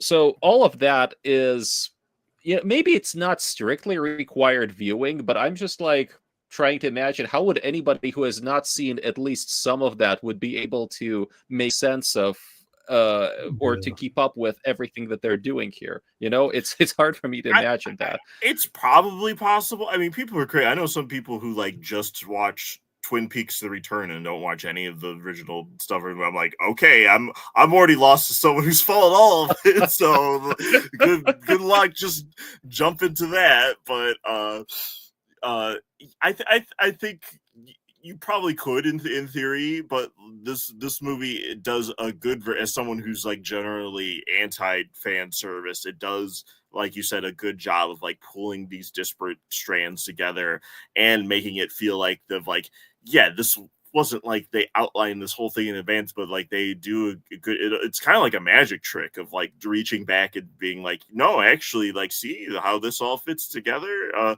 It makes it feel more organic than it like actually was, and it would be nice if they could repeat that same sleight of hand again with like Doomsday or Secret War.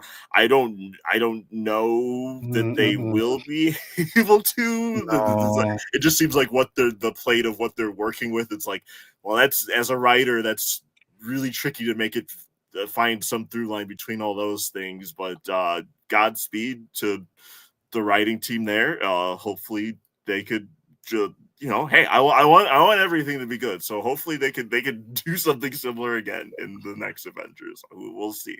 I feel like this was the way that they did it here. It was like a celebration, and also too, if I'm not mistaken, like we didn't have the TV shows and whatnot that we had to like slot in, minus Agents of Shield, which that's a different conversation for a different day. Yeah. So yeah, I think it worked because we were only getting movies at the time, and the other movies outside of it's kind of like a comic book. You know what I'm saying? Like people will tune in for the big event, and the Avengers movies, to their credit, you can follow that. You can just watch the Avengers movies and be okay, but if you watch the other movies on top of that, it was a reward. So and they didn't spend too much time on the other movies, minus Guardians and maybe a couple other things. But like, yeah, if you watch some Doctor Strange, you feel rewarded. If you watch Guardians, you're rewarded. What else did they tackle? Oh, if you watch Civil War, you'll be rewarded. So I think it was done in a way that it made sense for the time. You bring up a great point, Ro, because they touch upon all these different ones of the MCU. It's not like, okay, you need to have watched this one specific thing to get this movie. Okay. Or like, okay, if you didn't watch that, then But like, hey, if you didn't watch like one of these movies, but you watch another one, you're still getting that impact. You're still seeing that whole thing come together. Like, okay, I might not watch Doctor Strange, but given how all these other things, I can sort of glean in that is like the payoff to that. Like I'm seeing the payoff to this other thing that I am familiar with. So you bring up a great point there, and I think that it does pull up that magic trick pretty well. Yeah, and the reverse can happen too, because let's just say, okay, you weren't one of those people who watched, all the other movies, but you could be just like me, and you jump into a comic or whatever, and then you see a reference to a different comic, and you like the way that reference is done, so you may want to go back and watch that shit. Okay, if you didn't watch Guardians, but you like that little scene where you see Star-Lord just dancing his ass off, you know what? That movie looks kind of fun. Let me go watch that after. You know what? Did Captain America get jumped in the elevator? I think I want to see that happen. So you'll go and watch, the movies that came before it. So it's kind of like you can have your cake but eat it too. But if you don't want to have the cake, it's okay. It's okay. But the way that they did it, that's what I like. I don't think we can do it in Doomsday or Secret Wars. Unless if you're trying to watch, I'm sorry, I don't think you can do it. But who knows? I would love to be proven wrong. It does feel like a one-off in that it just feels unabashedly comic booky in a way that the MCU sometimes frustratingly doesn't want to like and get like almost feel like it needs to to denigrate or be better of like, no, we're like more serious than those silly things. I'm like, no, it is a little silly. I mean, they're superheroes. This is silly stuff. They were doing the little time heist. It's a fun and clever way to like tie all those together. So yeah, I do appreciate it because it probably makes it seem like that it's an easy feat that they could replicate. I don't know if they can like do to capture that feeling again. So, but hey, maybe they can. We'll see. I'm hoping they do, but it's probably exponentially harder just given the amount of uh characters and It's a plot thinner threads tightrope and yeah, like time travel itself is a gift narratively in terms of like how loosey goosey audiences are willing to, like we said many times before, it doesn't make a ton of sense the time travel in it, but it like doesn't matter. So like there, it's kind of harder to do even with something like yeah, this is I guess the multiversal saga that we're coming out of or wrapping up now in the movies. Like in theory, you can play loose with the multiverse, but I feel like with how these movies have used the multiverse, they haven't really like set themselves up for, because the multiverse and like the recent phases are really just an excuse to like have cameos. Like it's not, and it's not like the kind of like that to me is like bad fan service compared to like I'd much rather have the stuff here where like yes, this is a walk down memory lane, but we're like actually like trying to use it for character based stuff. And that's why these movies were so successful during this run, because people liked these versions of these characters. Like I think they really, Marvel took that for granted of like that they could keep that momentum post Endgame of like, oh well, this made so much money, we can just keep doing this forever and everyone will keep seeing these. It's like, well, no, because people like these characters and some of them are not coming back, or at least not in this form. So that's what works. And I'm drawn to character based stuff when it works, and I think they do a lot of good here in a good chunk of this movie. Well, the empire overexpanded itself and now it has to contract. I mean, I'm honestly surprised that, I mean, if you think about it, it's kind of a feat in and of itself, right? To keep this whole thing going for 11 years in a row. You know what I'm saying? Like the fact that that the whole thing didn't, that the whole enterprise didn't collapse in on itself.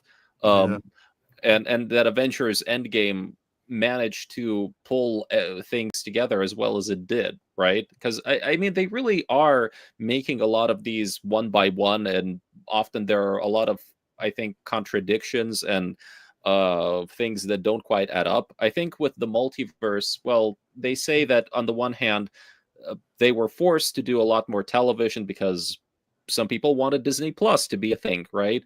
And on the other hand, and I think the multiverse was more of just like a general unifying concept, like something that could provide an overall spine that you could tie different movies to, even though some of them don't really explore the multiverse at all, really.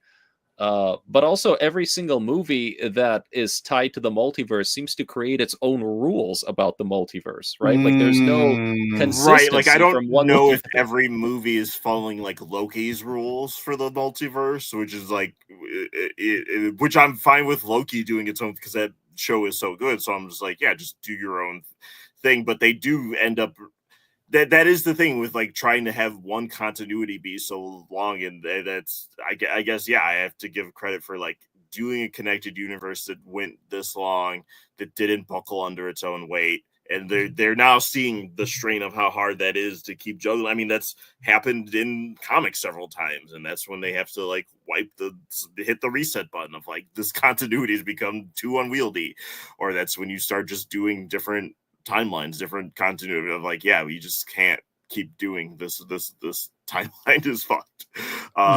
So they'll probably have to do something like that, like post.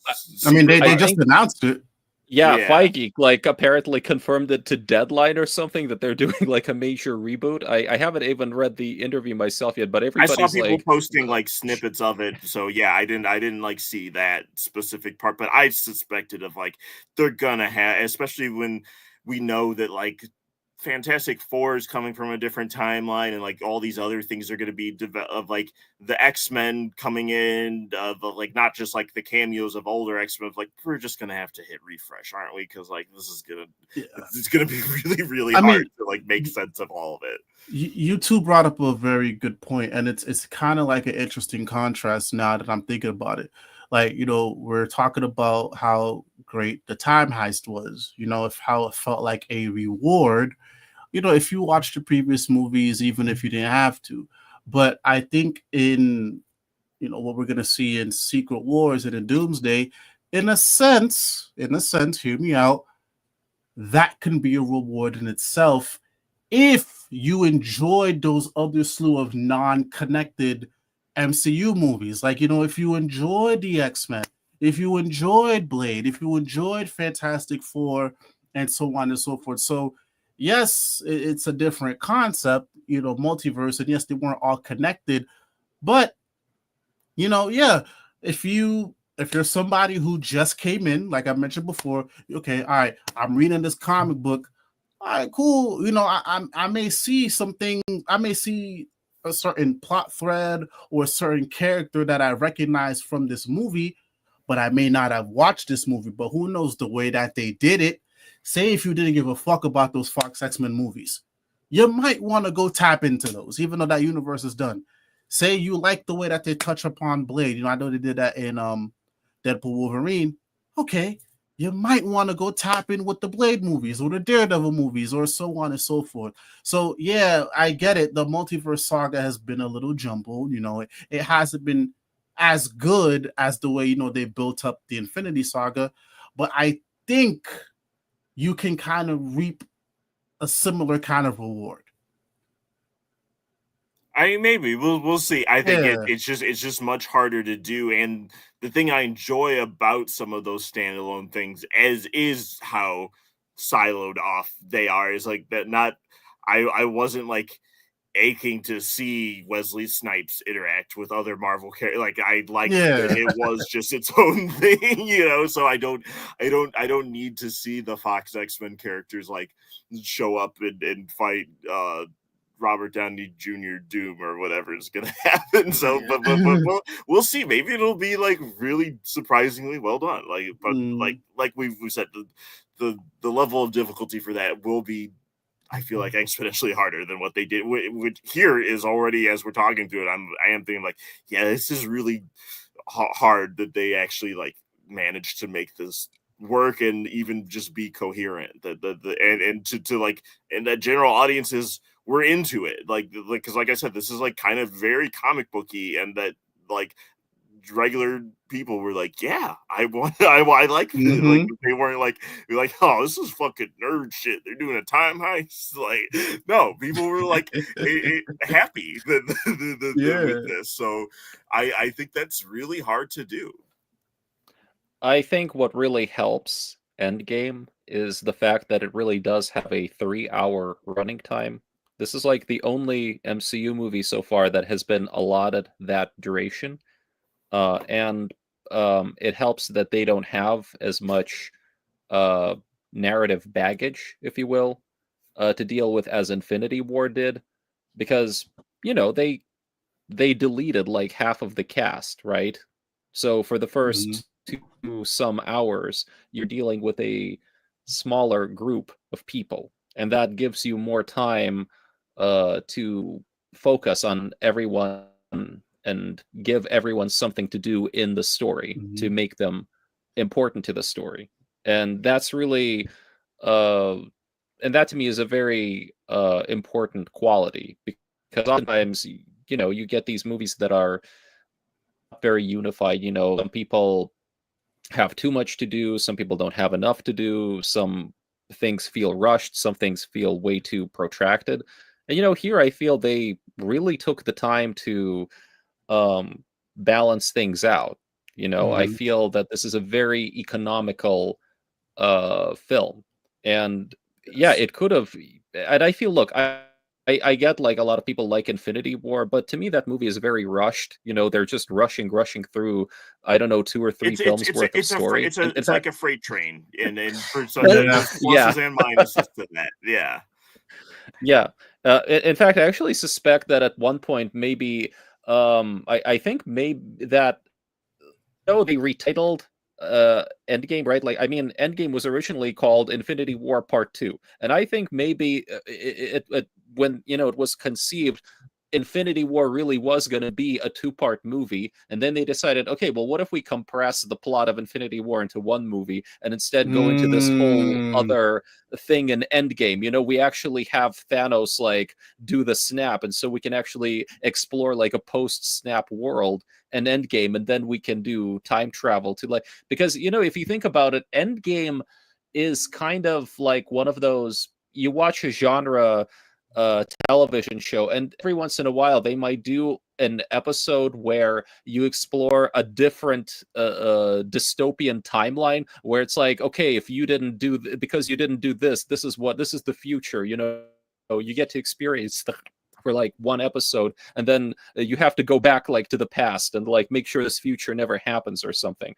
um and I think that might have been, uh at least I can imagine that being an idea kicked around like in the writers' room, like, hey, wait, what if he actually won, and what if we could explore that for a while? Mm. And what if we like do it for like an hour, and then they undo? No, wait a minute, what if we do that for like the entire movie? No, wait, what if we find a way to not completely undo that? Like, we can have our cake and eat it too. We can have him win, and we can still not erase everything when they undo this. Okay, what would that look like, right? um and I think that's how you end up with this film, because obviously with time travel, the temptation is, let's go back and make sure this timeline never happens, right? Mm. But no, they're like, no, no, no, no, we want to keep these things. We're like, I don't, we can't have Tony Stark like lose his daughter or something, right? So how do we find Right. a way to and then it's like, oh, okay, well, why don't we just they even highlight this, right? Like, he says, okay, just make sure you bring everyone who was snapped to the present. Don't change reality. Mm-hmm. you know um And I think that yeah. was overall a smart move. As much as I enjoy, like, especially like the last like 20 minutes or so of Infinity War, I do kind of prefer the like more uh slower like character like you don't have time for a moment like Thor talking to his dead mom in the past in Infinity War, just because we gotta go. Like, there is good Thor stuff in Infinity War, but it's like we don't have like time to like sit with anything. Even it at the top I was saying there's things I would like them to dwell on more in Endgame, but it's like we're still getting a lot more of those like extended character beats because of this. A lot of it's because of the runtime, but also because of what you said, of like that they do make this decision of like, yeah, this isn't just Infinity War Part 2. Like, we have a full movie now to like Mm-hmm. explore this stuff. And I do think for a lot of things like some of the examples we've gone over, like, it does benefit from that, from especially from like a character standpoint. And that to me is the stuff that, especially as I get older, I sometimes just start checking out during big action scenes. It's just, like, characters are throwing lasers at each other, and I'm like, yeah, okay, I've seen a lot of like we've reached a point with CG where it's like we can make anything look pretty good. So it's like, Yeah. it looks cool. They throw a moon at them. That's cool. but I would good actors in a room talking to each other is like way more tantalizing, and that makes me kind of lock in a way of like, oh, whoa, what's happening here? This is like dramatically juicy. Like, that's just a preference thing. As I get more into certain things, that I do like, and I like that we were able to do that in this huge blockbuster. So like, hopefully there's room for that in some. I again, like, they've set themselves up for some really hard tightrope act in the next Avengers, and we'll see. But I like what they're able to do here in that regard. Yeah, for sure. And I just want to add one last little bit about the time heist. One thing I really, really appreciate about the 1970s timeline that they revisit is that it features the first real tie-in to an MCU TV show. I don't know if any of you remember Agent Carter. That Yeah. ABC. I Yeah, remember it and existing. So okay, I never so actually Agent watched Carter. it. My mom watched it, but I know it was a thing. It was nice. It kind of season 2 unfortunately fell apart towards the end. But lasted 2 seasons, did some, I think, cool period piece spy stuff. But here's the thing. So that show was the one that first introduced a human Jarvis. Like Jarvis is, Jarvis I think was like a butler type character in there who works with Agent Carter, and he was introduced as Clancy Jarvis, and the idea was that he would be the basis of the computer Jarvis in the future. So, and that show, from what I know, was maybe the only one that was at the time fully supported by Kevin Feige. Like I think it was I don't remember if it was like Marcus and McCreely who worked on that, but anyway, there was a bit more overlap there with the film MCU, because at the time there was that division between the film division. I mean, between the film department and the TV department. So anyway, because of that, we got a crossover from the TV world into the film world with Clancy Jarvis making a cameo, next to Howard Stark, right, like right there. And that is a thing and that is something that I really appreciate. I mean, it's more of a nod than like basically Agents of Shield ever got. I mean, it's like even though Agents of Shield would reference the movies and then you toss it back, it's like of volleying a ball back and forth, and then the movies would just kind of just drop the racket and walk away. I'm like, we're not playing with you. Yeah, no, exactly, right? Like it would be always like this one-way relationship where they would be like, "Oh, okay, so the movies did this now, so I guess we kind of have to do this now," But here, yeah, first time a TV show got actually picked up, like, TV show canon made it into the film canon, so. Yeah, and it's like kind of it's fun for the people who like that show, and if you didn't see it, it's fine. It's not homework, that you needed to like see. It's just like extra. Again, like that's the good version of fan service, where it's like you give it's just you're getting a little extra for the time you put in, but we're also not stopping the movie dead in its tracks to like acknowledge this thing that people are fans of. It's like, no, it's just also there, right there, so you can enjoy that. Yeah, I definitely agree. All right, so moving on then to, I think, the final act of this movie, which is the gigantic battle. I have nothing to say about it. I don't really find it interesting at all. I really don't. I check out. I at this point in my professional watch, I've checked out completely. Like it's the Blur. And that's my piece. That's my piece. I eat that shit up, dog. I eat that shit up. Like it for me, like this and the time heist was just them having fun. Like I and I could be wrong. Maybe it's probably time for me to try to do some sort of rewatch or cohesive rewatch of like this current, phase. But man, I had so much fun just watching that shit, especially like this last time around.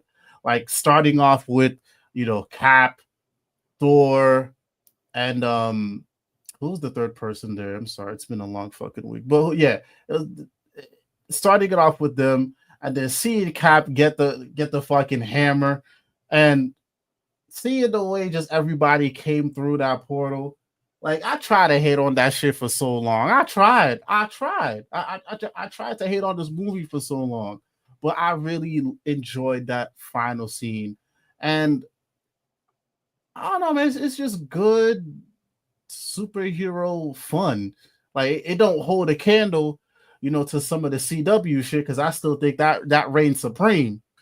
But nah, man, I had fun with that. And then especially with like the way the battle ended, with everything that happened, with Tony, and yeah, it was just cool just to see after all these years, all these different MCU characters together. Sure, you know, like you know, like yeah, like even if we saw some weird pairings, it was still fun. It made sense. Everybody's here for one goal to fuck shit up, and that's just what we got, man. It was for me. It was fun. I really can't find any complaints because it was just you knew what you were getting, and I think they did the best with what they had. I think and hey, I'll admit that at the time with an audience, crowded audience, like everyone cheering when those portals opened up, it was exciting, but it just feels like kind of the praise I was giving to like the cleverness of like the time heist character based stuff. It this feels like the opposite of that, of like we're just gonna show you the things, and it's like just less interesting to me than having like quieter character and it's just once you have a battle that's that big, it's like kind of just hard for me to focus. I mean, they do have like individual beats within it where they'll like focus in on like smaller battles. I kind of wish we found some way to like fully separate people more, or just have just like a more distinct setting for it, even because like we're kind of just like in a field, and they need somewhere big enough to have all these different people running at each other. Like I get that, but it gets too big for me, and I check out, especially anytime I've tried to rewatch it. Doesn't hit that same time without like the initial audience reaction, because then it's just like, what am I actually looking at here? Like the MCU fights that I like revisiting and stuff are more smaller scale stuff, like the waterfall fight in the first Black Panther, or like I like that music fight in Multiverse of Madness where they're throwing like musical notes at each other. It's like that, like things like that where you can find like a clever use of characters' powers, but it's like still kind of like, oh, like one-on-one is probably the best, but if you need to do a team, find some way to like still keep it more contained. Like I think even the first Avengers did a better job with it, just because they had a smaller team.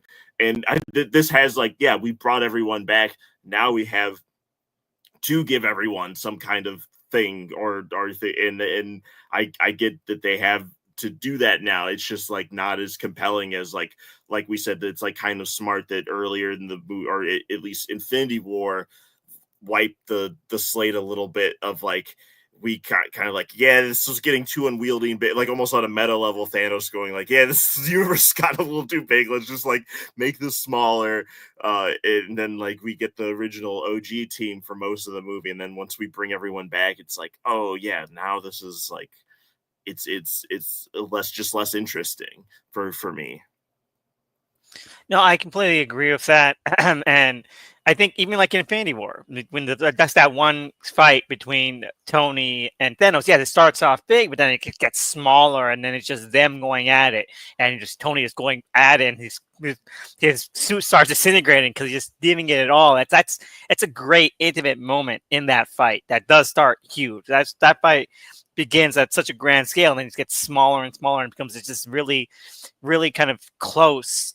And very distinct fight that is against the payoff to Tony's whole character arc. And I feel like there's some stuff in this big fight scene where you do get those little snippets, the little vignettes that the characters get within the huge mass of people fighting, but it just doesn't feel the same, doesn't hit the same. I will say that Thanos does get like the best line out of both movies, even though it kind of has no meaning toward this Thanos because it wasn't him, so who cares? And I'll die on that hill. Where it's like, all the things you've done, all it did was lead you back to me.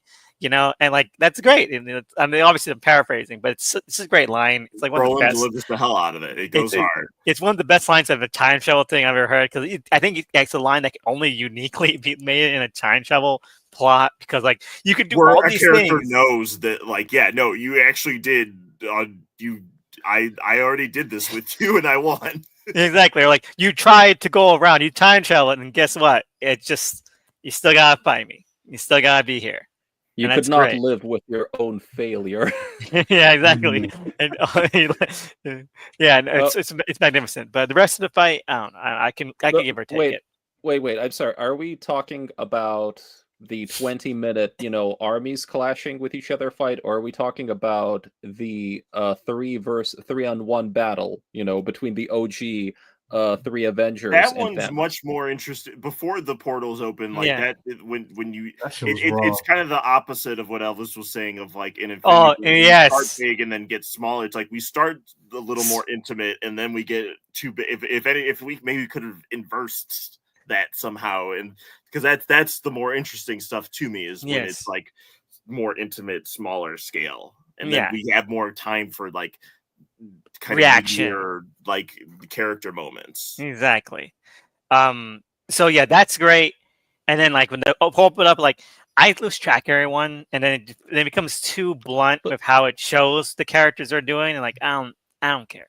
I don't care that Captain Marvel met Spider-Man. I don't care that I really don't care. I don't care. None of this matters to me.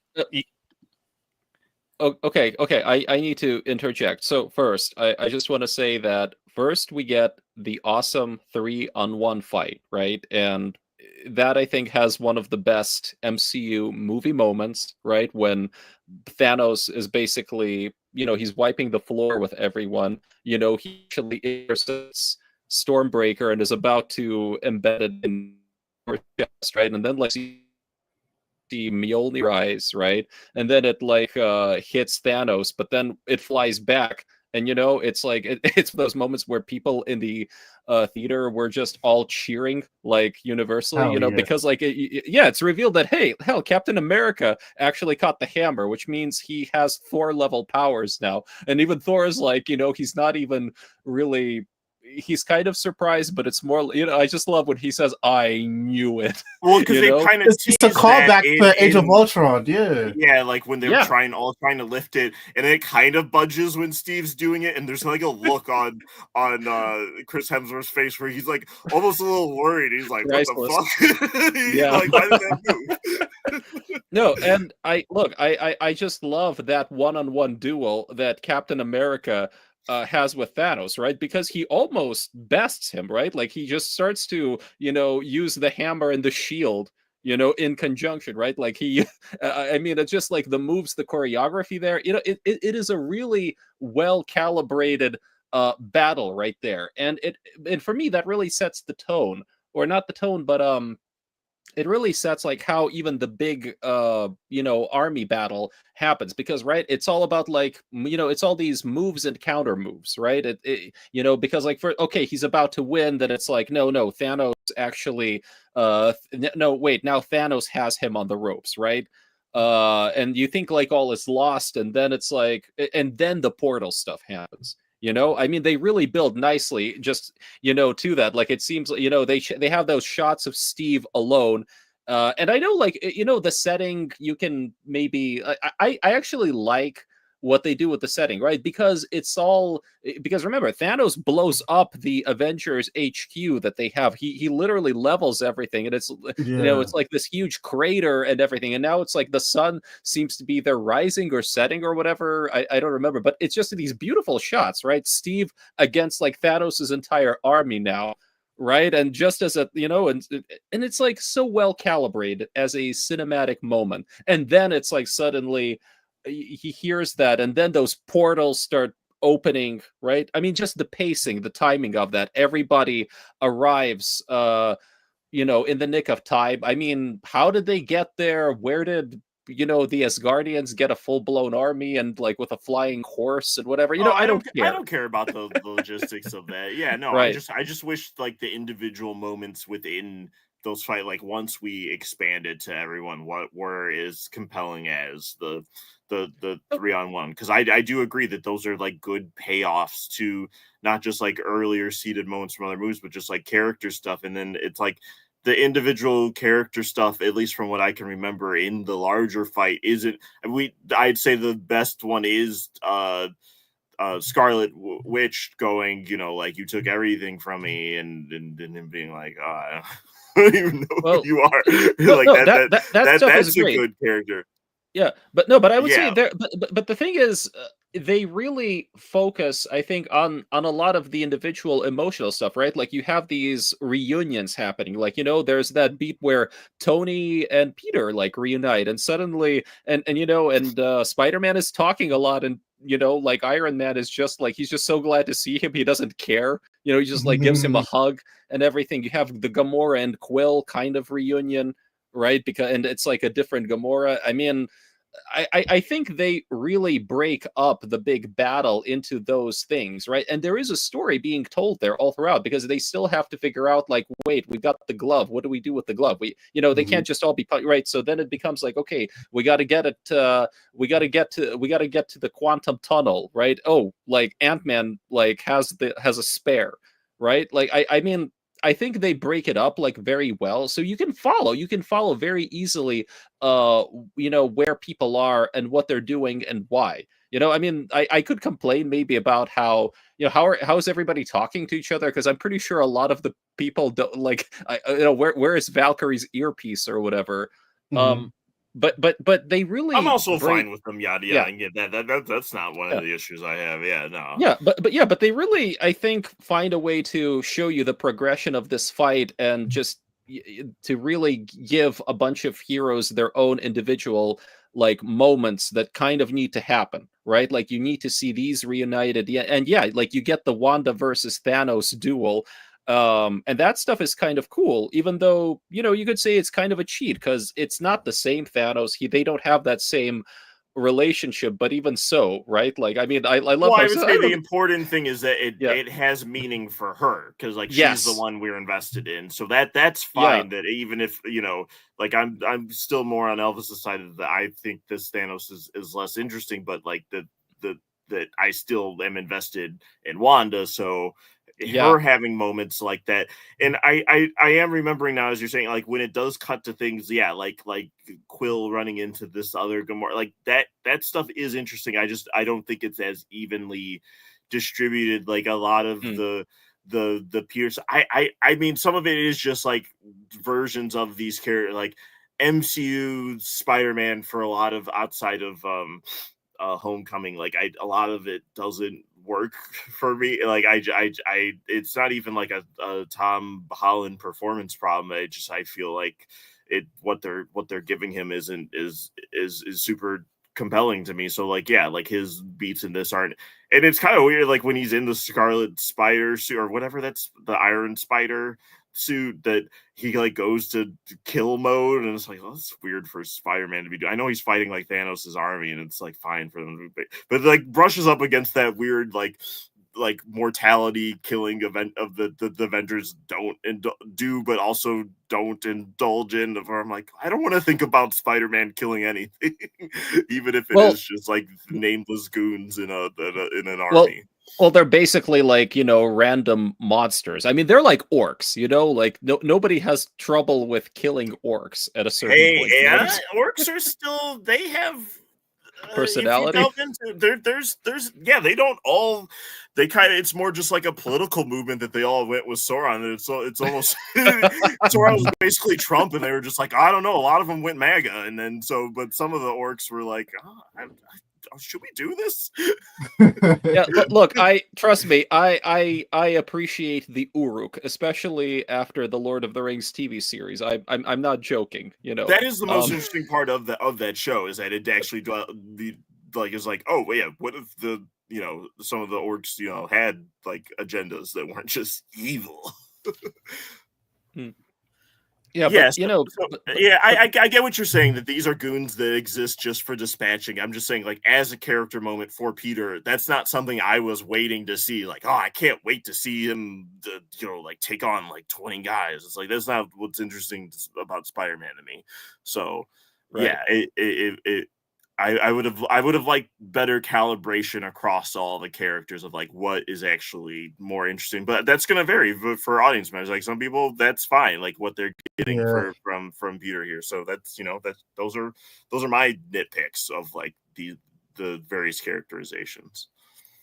Yeah, no, but I mean, going back to that fight, and again, like when it comes to character stuff, I actually, when Wanda actually has Thanos on the ropes, right? Like she, I think, starts to basically crush him, like It with does. her. For a moment, I'm like, Yeah, oh, is this over? yeah, Like, and then Thanos, in his desperation, basically, he says like, "Rain fire, kill them all." But and I think it was what was like Corvus Glaive or something. But sire, our troop. And he's like, "I don't care, just do and then they start like literally and again, right, it's again like that turn, like first okay, the good guys are about to win, but no, now the bad guys are about to win because they're and Thanos doesn't even care at this point, right? Like he's blasting his own army, like he's killing his own people.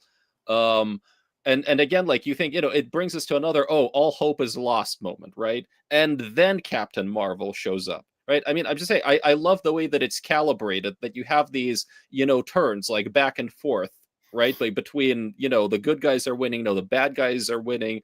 And again, like you keep getting more of those moments. And finally, Carol Danvers gets her time to shine. And I guess she kind of sort of goes into binary form or whatever, right? And that's just, and that's again, I don't know. I really think they do great, standout moment after Mhm. moment in all throughout this battle, right? And it's all very well woven together. Like it's not just pure spectacle. There's also character and story progression there, right? I mean, yeah, you get like a kick out of maybe the all-female Avengers squad if you care about that. um but to me, it's just great to see, okay, everybody is indeed working together towards a Yeah. single goal, right? A single purpose, and that's to stop Thanos from using the gauntlet and to get it, and to send it like back in time, Yeah, I agree. And also, there's like so many like different perspectives, and I think I appreciate all of them. Like for me, like I'm thinking more of just like how invested are you? Because like if you're like really invested into like the story, we it sounds like we all are. Just like yeah, there may be certain things you're gonna be looking for, especially in a big battle like that. But also if you're one of those people who just came in to see a good superhero flick, or you just want to see you just want to see the toys smashed together, especially after all this time. Yeah, I see that point of view too. And yeah, so it's fun hearing the different perspectives. For me, like I understand I understand both sides, and like yeah, it's cool hearing both sides of like the argument. So, but yeah, like I liked it was cool, and even yeah, and even so, I felt like if you've watched the movie enough, you'll be able to like distinguish, what I'm saying, like all the different things that's happening. And say you're one of those people, you just watched Black Panther, or you just watched this, or you just watched that, and then you watch Endgame. I was like, oh shit, Black Panther with this person, Black Panther with that, even if it's for like 2 seconds. Like there's just so many different ways like you can take it. And I think that's what the fun of it is. That's why I enjoy it, because there's so many different interpretations of it. There's so many like different ways you can look at it. So yeah, I think it was the way that they did it was necessary for the way that the story was built up, or these stories I should say was built up. Is this the last on-screen we get of Chadwick and T'Challa?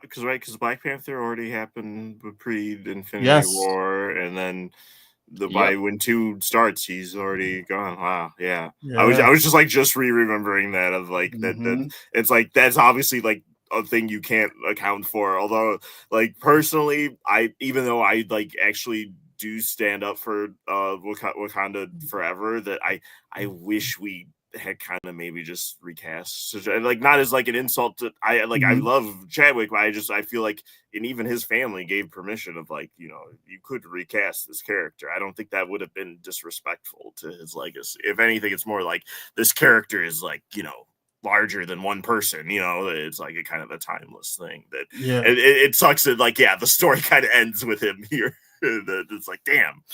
Oh, but here's the thing though. So when I rewatched it, there was one more scene, and the last scene you see with T'Challa is him, his mom, and Shuri just like celebrating in Wakanda. Like that's the nice. last scene we see of him in the Yeah, MCU.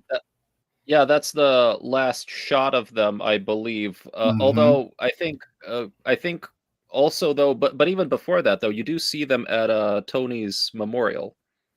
Oh yeah, everyone's there. Yeah, and I think that scene happens. I think it's after, if I'm not mistaken. I could be wrong. It might be. I don't quite remember editorially where it arrived. So it could be one way. But either way, we do see. I remember that we see all three of them kind of together.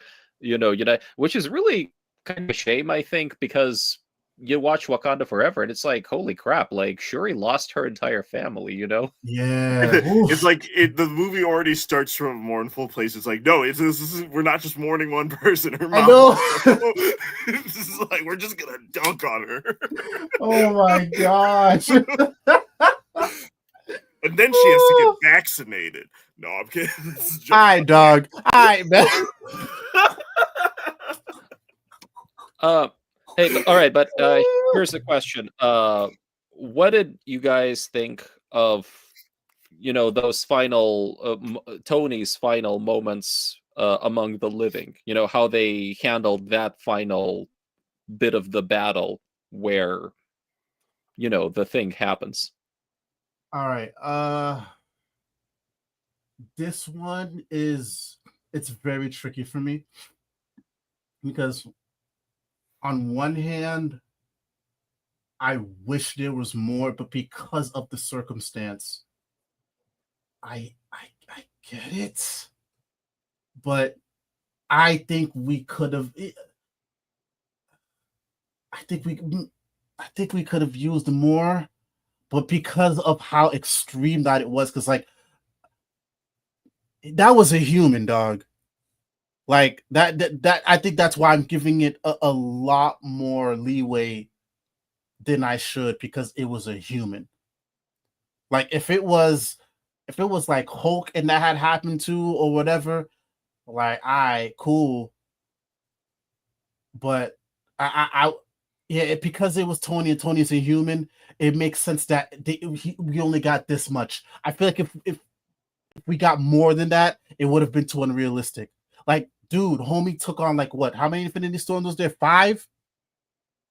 Dog, he raw dogged 5 Infinity Stones. I mean, we already saw, like, it did just like took Hulk out for like the whole. He was like he's an invalid for the rest of the fight. So it's like if that did that to him, what's it gonna do to, even with all his nanotech suits? Like, that's not gonna stop Infinity Stone. So I think that, like, even if I wasn't as keyed into, because like going in, I was like, who is going to die in these kind of both movies? I had the inkling, because then also just knowing of like, okay, Chris Evans and Robert Downey Jr.'s contracts are up, so like they're writing these guys out of these movies somehow.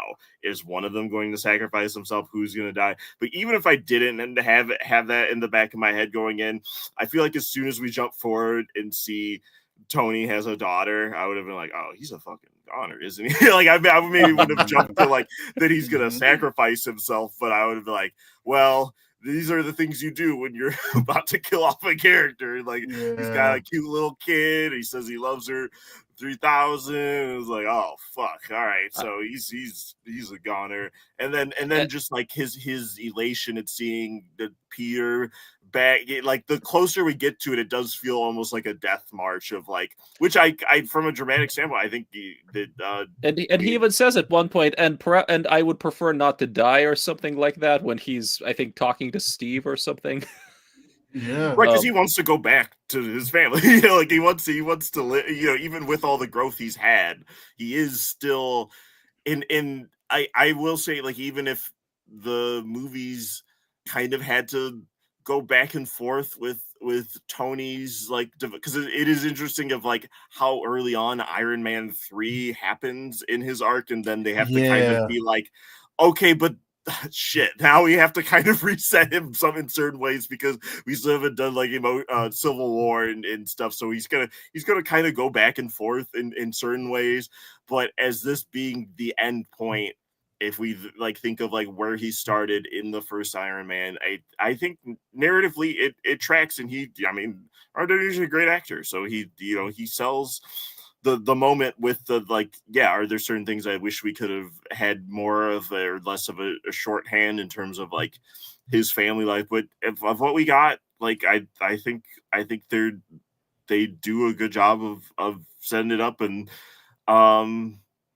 it does feel like when we get to, like, I think they do a good job of setting it up emotionally, but then when we get to it, of like, it does feel like wait, if you linger on, did it have to be here? Like, yes, you like, it's all happening so quick that it's like, okay, yeah, I guess he had to. But then afterwards, like by the time we get to the funeral, I'm like, well, wait a minute, there were a lot of powerful people there. We could have like handed it off. I know Hulk's already out, but I don't know, Captain Marvel can't take a hit. Like, she already was holding on to it for one point. Like, let's give her a go.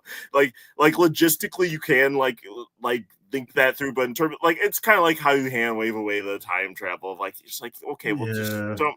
Let's focus on the emotionality of like where it lands, and for that aspect of it works for me. It's just like, for narratively, yeah, maybe, dude, just don't think about certain things for too long. I mean, I think given the story that they were telling and all these other external factors, I think it makes sense for that to be Iron Man, right? Like, he opened up the MCU, and now as it reaches a kind of sort of conclusion, he gets to go out. Oh, thematically and emotionally, it makes sense. Like, yeah, exactly. I'm not disputing that. Yeah, no, it is. And I mean, I just remember seeing that in the theater, and it's, again, one of those moments that, they really lock your attention, especially when he's, I mean, Thanos has his whole, line, right? Like, I am inevitable. He says that again. It's like, between the two Thanoses, it's like, he does that, I am inevitable, and then he like looks over and sees, oh, wait a minute, I don't have the stones, and it's like, and Iron Man's response is, and I am Iron Man, right? Like, it's almost like, I defy you, I defy death, I defy like every, honestly, it's such a perfect response. I was surprised to learn later that was even added in reshoots or something. Like, they did not have that on the page originally. Which seems like, oh wow, that wasn't like your starting point, and you wrote backwards from there, because that seems like where you would go if you're trying to like come up with a full circle thing of like where we started. And it's like, yeah, I mean, like, if we look at what Tony was, how selfish and self-serving he was initially, and then he's sacrificing himself for like everything. It's good stuff. Yeah, very good. Yeah, I mean, yeah, just thematically, emotionally, I think that's a great payoff. Could they have maybe killed off more people? Maybe could they? I think there could have been a greater cost, because we are basically hitting the undo button by having Hulk bring everyone back. So it's like that we I think Natasha. Right, yeah, exactly. So I think they're playing the gamble of like, I think you're gonna feel like that we already lost it between like Natasha and then quote unquote Vision, kind of, even though he's gonna come back in a show, but that's White Vision, it's a different Vision, kind of. But that it's like it will have been because Iron Man is such a bit, like he was the foundation of this universe, so it's like losing him, like, wow, that's momentous. But yes, like if we were to like on paper, like there could have been more losses, but it is what it is. Yeah. Elvis, do you have any thoughts on all of this? Well, in terms of the Iron Man, I do agree. I think it was a really great full circle bit, and I'm really shocked that if that was added later, because it's like the only thing that I think really tethers the final big battle together. Like I mentioned, one of my favorite parts of the first one is that it feels my favorite stuff. Okay, my favorite sci-fi cliches is just guy against overwhelming extraterrestrial odds. I love Flash Gordon. I love the John Carter series. I love that kind of stuff. And so that whole thing where where Tony has had this fixation about like alien invasions, alien threats to Earth because of the first Avengers and all that stuff. And that part where they finally meet face to face, it does feel like even though they haven't ever seen each other before, Tony and Thanos are like natural arch enemies in this storyline. Like they just work off each other so well. So as even though I don't really care much for the entire extended gigantic fight, that interplay, I think it made it all worthwhile for me. I really loved it. I felt like it felt like so earned, and it felt just on the right side of cheesy. I mean, he almost sacrificed himself in the very first event. Like when he like takes. Yeah, but that was boring. Through the wormhole. So that was boring. That was boring. Well, I'm saying like this is like emotionally of like oh well, he didn't actually die there. Like I future things have like made that more interesting. Like how Iron Man 3 has like PTSD going through the wormhole. Like that's good stuff. And then it's good. This here of like you said, like that paranoia of the alien like apocalypse basically has like driven him to like make all these choices. It's like this is the culmination of that. It's like finally him, like he mentioned, he defies that. Like, it's existential, it's like this existential payoff to like his whole character arc, and I really love it. I really do love it. No matter whatever else I don't like about this movie, that's perfect. Anyway, he's back in Dr. Doom, so fuck it. Oh man. I mean, I want to be wait and see about everything, but that like took the wind out of my sails, that announcement, because I was like, that was in a world where like I know so many of these things will get undone, and like we're gonna retcon certain things, because that's just in the comics too. That happens. Characters get brought back and stuff. I was like, that did feel very final, like that happened. So it was just like, why, even if it's as a different character, like this is weird. My whole thing my whole thing with that is like, I don't think that was ever natural. I think the MCU, they needed a pop. They needed something to get the audience back. Right. And then like I don't even think RDJ wanted to come back. But I mean, he just got an Oscar, bro. It was like, I didn't know. I don't expect you to come back for this. Yeah, I don't even think he wanted to come back, but they obviously threw a big bag his way, and of course, because he's RDJ, he can swing his dick around. He said, "All right, listen, if you're gonna bring me back, the writing gotta be on par. So I'll come back, but you need to bring back the Russos, because I think even beforehand too, like." Weren't they trying to get the dude who wrote Shang-Chi to do? He was gonna do like one of them, and I think they hadn't like figured out like who was doing the other. Because like this was back when there was gonna be like the King Remember the King Dynasty guys? We were all eagerly awaiting the arrival of the King Dynasty. But I think the Shang-Chi director was gonna do one of them, but now he's doing Destin Daniel Cretton, I think.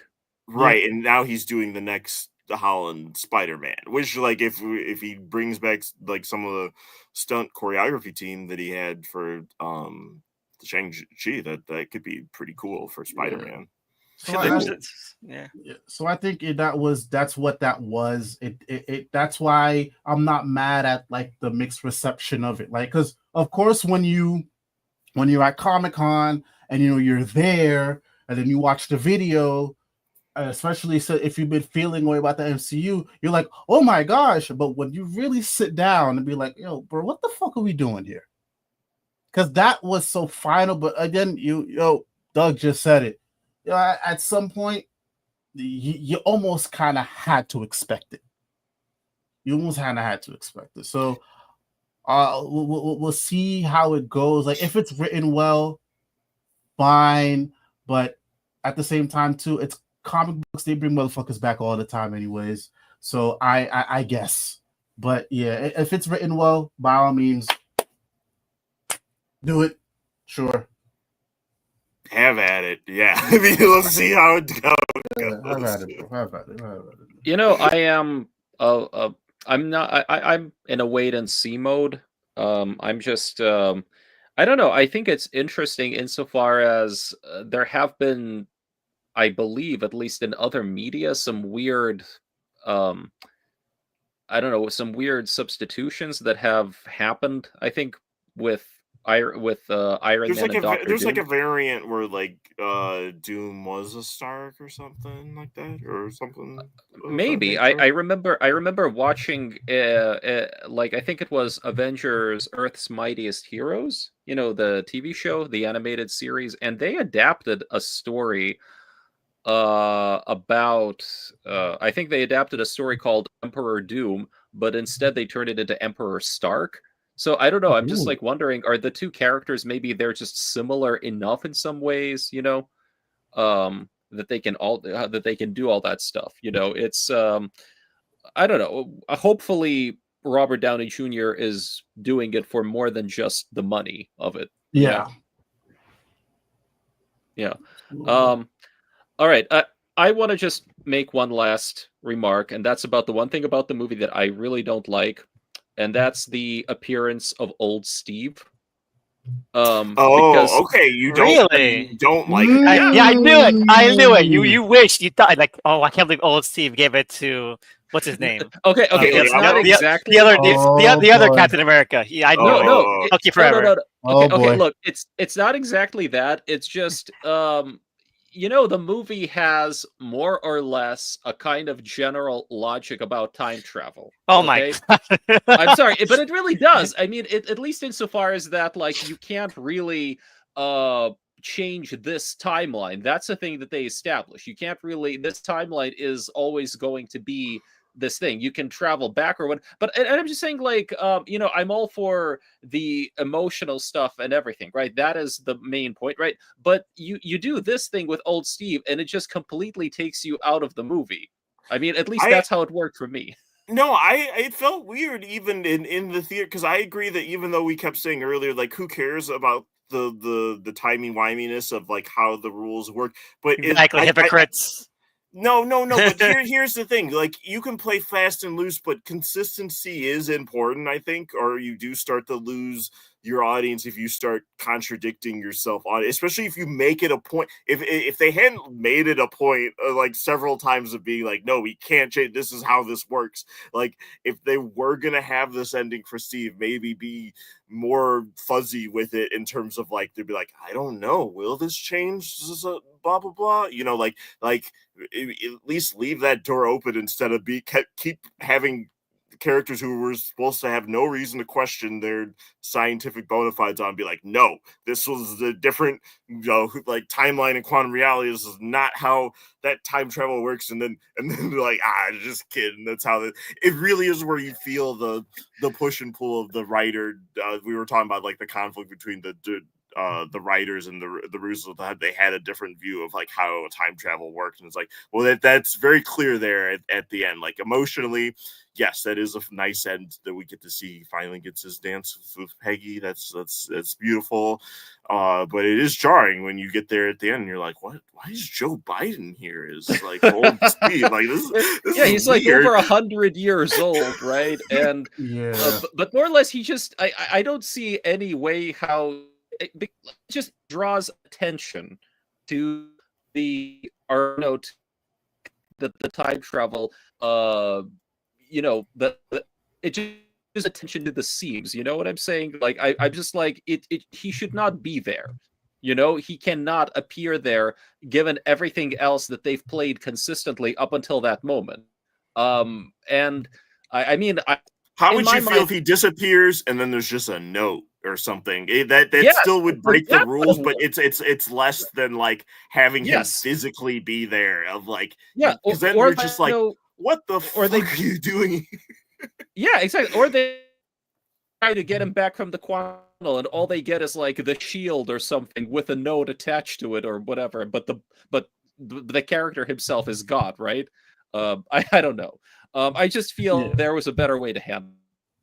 I think hearing you guys talk, I can definitely see now there might have been a struggle with the writers, and I think the reasoning why they did it was because throughout the movie, maybe even during Infinity War, I can't remember, like there was always this notion of him like wanting to revisit the past or wanted to like put a bookend on that. So I think they did it that way, even though they fucked up with their own logic, so that they can, at least in the audience's eyes, people who don't really give a shit about, the technicalities of time travel, that he got his ending.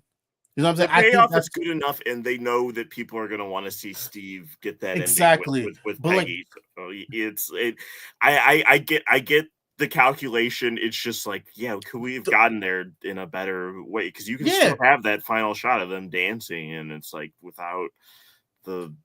Yeah, there could have been, and then because of like how weird all the Captain America stuff that's followed has been, of like them having debates of like who gets to shoot, even though he unambiguously gives it to Sam there at the end. But you could have, if it's like some weird thing where the shield comes back, and then that could have left it more open for people like, wait, who does he want to take the mantle? And it's like, because it's like less clear. Like you could still have Sam inherit it, but have it be like this contested thing of like he didn't give clear instruction. We don't know, but it's just weird that there's like a whole show of like being like, who will be the next Captain America? And it's like, well, he gave it the shield to Sam. So like I saw him do that. Also, too, like if they did it the way that you mentioned before, which was like, he didn't come back, but he left the note. I think that would have been a nice contrast to what happened with Tony, because Tony pretty much left a video message for his family. I think it would have been cool to leave a note, because didn't he also like left a note for Tony at the end of Civil War as well? So I think that would have been like a nice little nod to that too. It's like, okay, I'm not coming back, but here's a note explaining. You could have had Chris Evans do a little voiceover. And then, cool, whatever you want to do with, the shield regarding Bucky and Sam, have at it. But yeah, I see it from a loosey-goosey standpoint, but I do agree it could have been handled like much better, because at least then, you take out Old Man Cap, we don't see him come back, but then the next scene, it's him and Peggy. There you go. So at least then he got his happy ending, and sure, later down the line, he'll become like an old man. But even if you do it that way, the way that I mentioned, you can kind of play with the idea of him coming back. Right, and it makes you think about the character in a weirder way with seeing him physically there older, because then if you try and like headcanon the logic they've already told you about like how you can't change these, you're like, so wait, did he like somehow go back into this timeline, but he's always been there in the past, and so he just like didn't change any, like that Steve just like sat there and watched Let 9/11 happen. I was just gonna go to play another atrocity, but 9/11, he just let 9/11 happen, and he wait, wouldn't it be funnier though if Steve never learned that 9/11 happened? God damn it. They just kept it from him the entire time, so that's why they didn't stop it, because he didn't know about it. Wait a minute, did 9/11 actually happen in the Marvel universe? I mean, It's in the cinematic. It's unclear what the political reality of the MCU is at any given But moment. maybe it never happened. That's a good point. Okay, Dear God. I never even know who never the remember. was at The any given hashtag moment never in the remember. MCU, so. Okay, Elvis. what? Elvis. What? If it never happened, that's not offensive.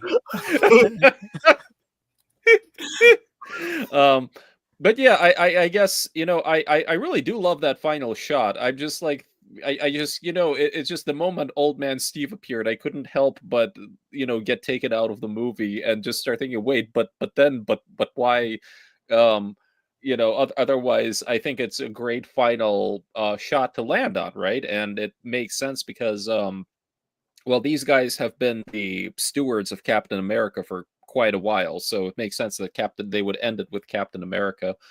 I guess it does raise some questions, though. I mean, didn't like Steve and uh Sharon have a thing or something? And you know, I mean, now it's like They kissed, right? Or that's his niece? Question mark. Yeah. Oh God. Dear God. That's a conversation I'm not ready to dive. He's I from can an older do. time. I don't know. They did things differently back Dear God. Oh dear God. Used to be okay to kiss your niece. You know what? I'm gonna go cook. Y'all have a good night, man. Yeah, see. You know, see, that's the kind of stuff. You know, it's pure Silver Age. You know, like Superman and Supergirl. Okay, you know, it's gotta stir the pot. Okay, Oh dear God. gotta stir the Dear pot. God. Yeah. Anyway, Stir the pot crazy. so all to the ending. We talked about old Steve. One thing I left the movie thinking it was a bad taste in my mouth. The big thing that left a bad taste in my mouth was Thor deciding to leave the Guardians, because over both movies, I would say that the Thor Guardian stuff had like maybe like a 40% hit rate. You know, and then like, okay, some parts are really good, and the rest of them are like, this is some of the worst hacky writing. So when he left the Guardians at the end, I'm like, I don't want to see more Guardians and Thor together. And I was right, because the movies turned out bad. Well, they quickly abandoned that too. Right, but it was like, was presaging though. It's presaging how bad those would be, based on how bad they were. I mean, it's not even like an idea they commit to, because it's like, I do like Thor and the Guardians in Infinity War, but then we don't. It was more like that worked because it was an unexpected like treat, and then it's like, wait, can that sustain a whole movie? And the answer is no, because even the movie that has them doesn't. And it felt extra point. It felt extra points to me because like one of the big things of Ragnarok, which was more prevalent in the original cut, I'm led to believe, was that, you know, Thor was becoming the new All-Father. He lost his eye. You know, he was starting to lead the new Asgard. And this one's like, actually no, like that's what they were setting up. yeah, actually no, I'm gonna leave. You know, Valkyrie become the new leader. Like, that felt kind of lame, and we don't even see them really get to like that place in like Iceland that he got the vision of. Like that again, that's another thing that feels skipped over. That doesn't feel, you know, as fully done or substantially done. So that was really disappointing. Well, everything else I don't really mind. You know, I don't mind old Steve. I think that's really silly and does bring up a lot of questions about how that works. But I didn't mind that overall. Cause like, oh, that's old Steve, probably gonna die soon. So whatever. He should have died there on the bench. Yeah, like yeah. My heart. He closes his eyes one last time, and they start shaking him. Like, oh shit. You see an old lady who's like old Peggy come and take him away. Like, wait, didn't we see your funeral? And then older, but don't worry about it. That would have been funny. You know, I will add just a little bit on Thor. It's interesting that you point out, yeah, he definitely was being set up as the new All-Father. In fact, in the earlier cut of Ragnarok, you know, the idea was that he actually inherited the Odin Force. Like, Odin was supposed to give him, like, pass on to him the Odin Force power, which is why he, you know, ends that movie being way more OP than he used to be. And then it's like, I think they decided to go against that and reshoot, so they made it more like, oh, no, he's just accessing the full, I don't know, like the full potential of his thunder powers. Yeah, like, are you the god of hammers? Yeah, all that.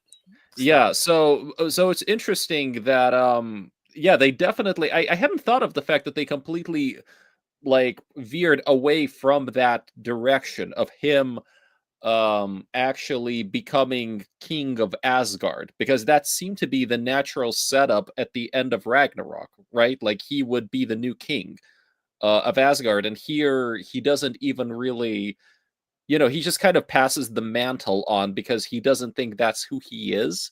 So, which kind of works for this movie, but again, in terms of like the actual setup of Ragnarok, no, that's not an organic follow through. Yeah, And just because the character on a macro level of like, so like, yeah, what is his arc? Like, yeah, individually in this movie of like him not thinking he's worthy enough, and then him finding that confidence again within this movie, that works. But then when you're just like, well, yeah, well, wait a minute though, like, what does that mean for and the it rest strips of away it? and it strips away the mythic stuff, because the part of the reason that worked for me overall in Ragnarok, because it felt like that whole sense of rebirth and renewal, like things are circular.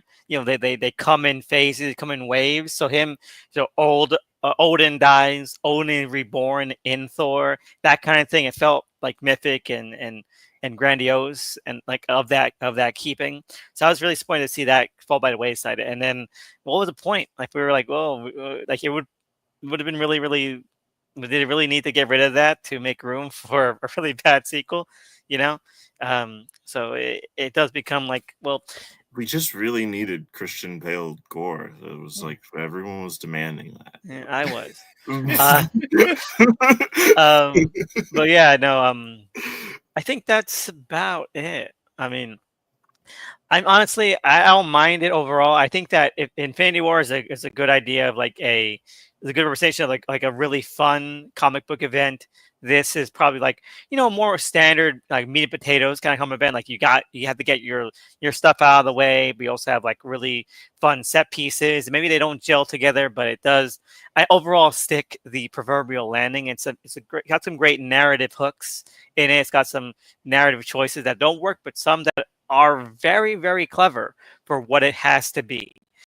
And I don't know, man. I think even with all my reservations, I don't see them pulling this off again with Doomsday. I Yeah, really don't. that's the big thing is like it is an accomplishment regardless of like which individual parts work for whoever. That's going to vary by viewer, but it's like that they were able to even pull this off it is impressive, and a lot of it is knowing which threads of things that they did. Yes, they leave some things on the burner that they could have circled back around, but they did pick up on certain things that they knew they could make feel connected. And then a lot of it I do think is just we just ended up in the universe where that happened, to where it ended up to work. So I just don't know that that's lightning will strike twice in that regard. So I mean, well, it just seems really hard to do for Doomsday.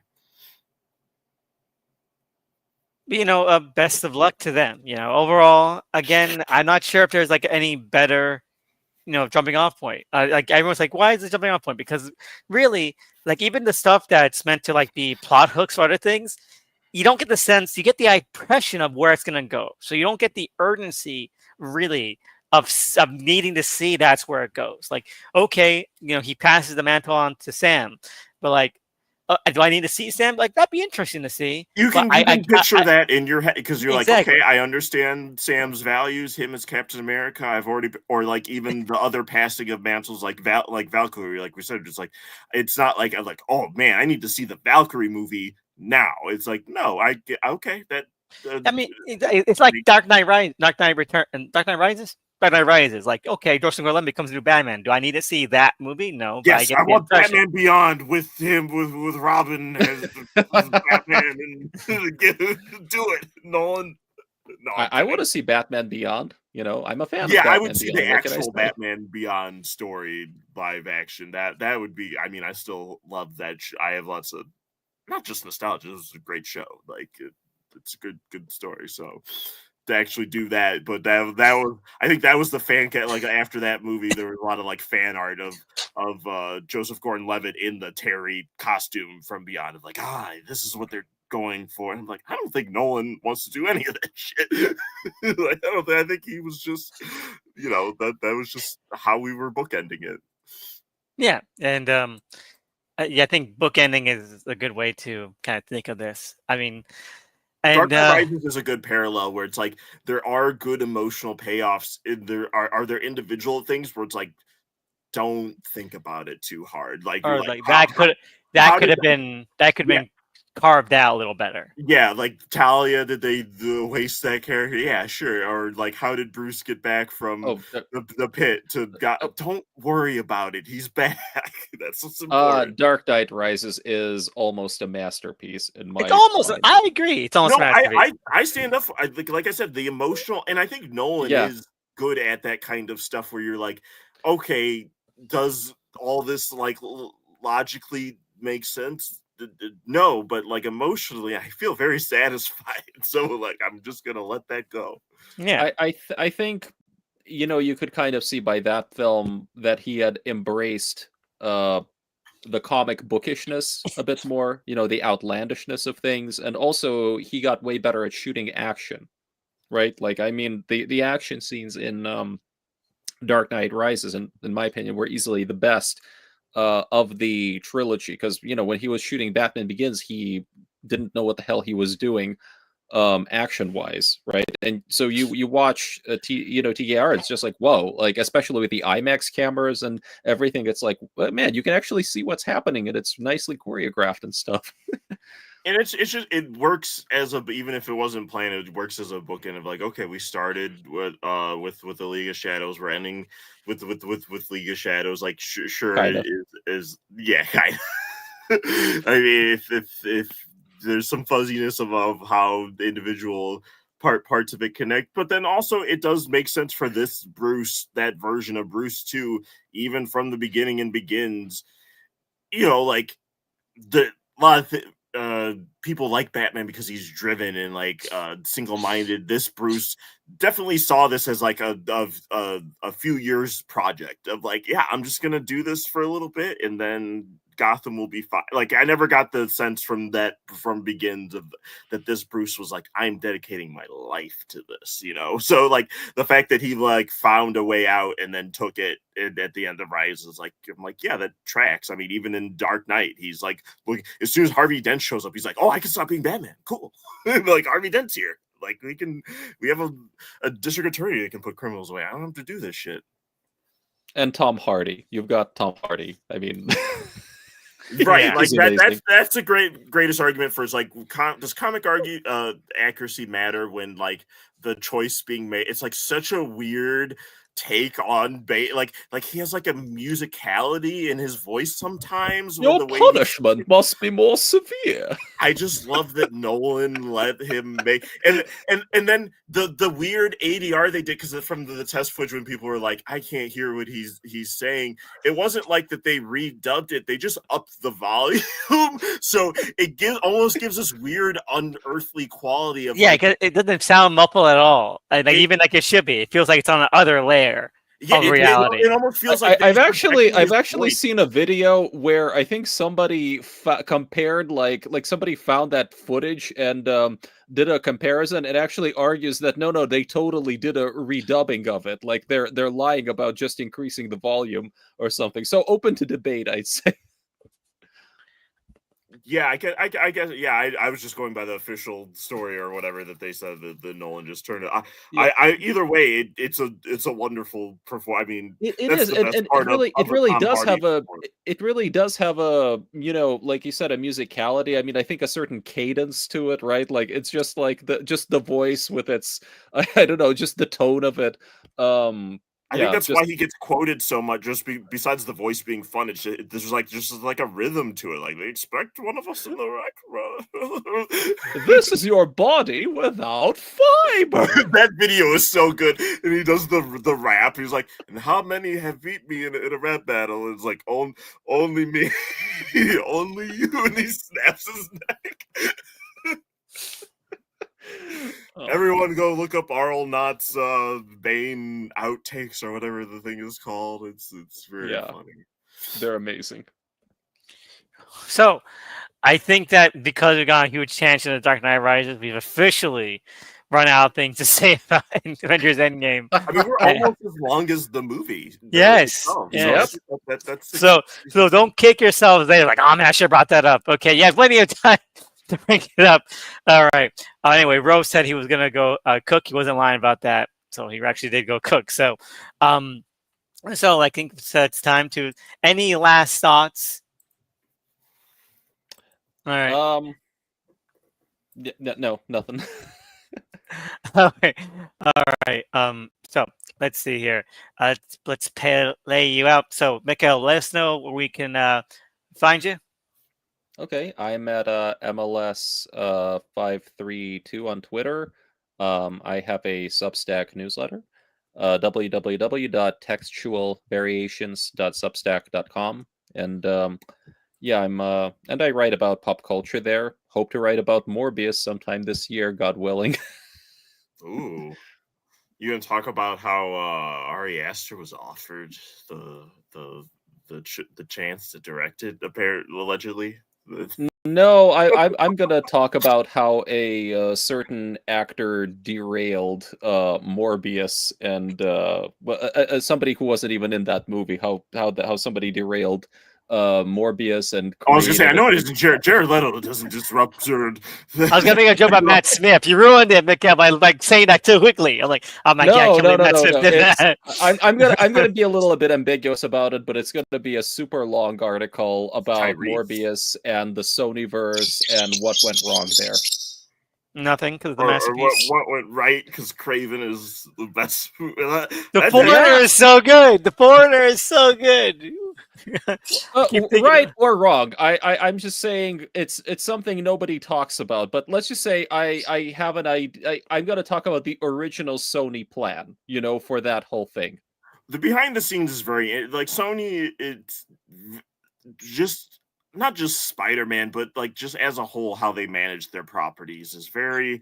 I would love to know like just like the meetings that goes on for stuff like Ghostbusters, for example, or even like Men in Black. Of like, how did they end up where they ended up with where those franchises are now? Because it's like weird. Yeah. All right, and what about you, Doug? Where can we find you?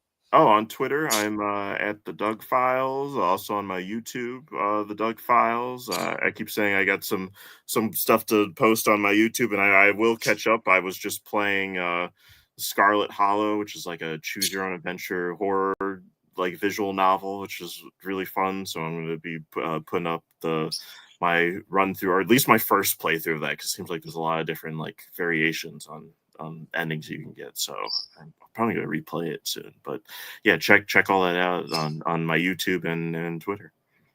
Awesome. Anyway, thank you both for joining me. Thanks to Ro, who had to dip out. I think this is really fun. It was really fun to hear your thoughts on it because obviously my taste is perfect. So I was never going to change my mind about any of this. But I'm glad to hear your thoughts on it.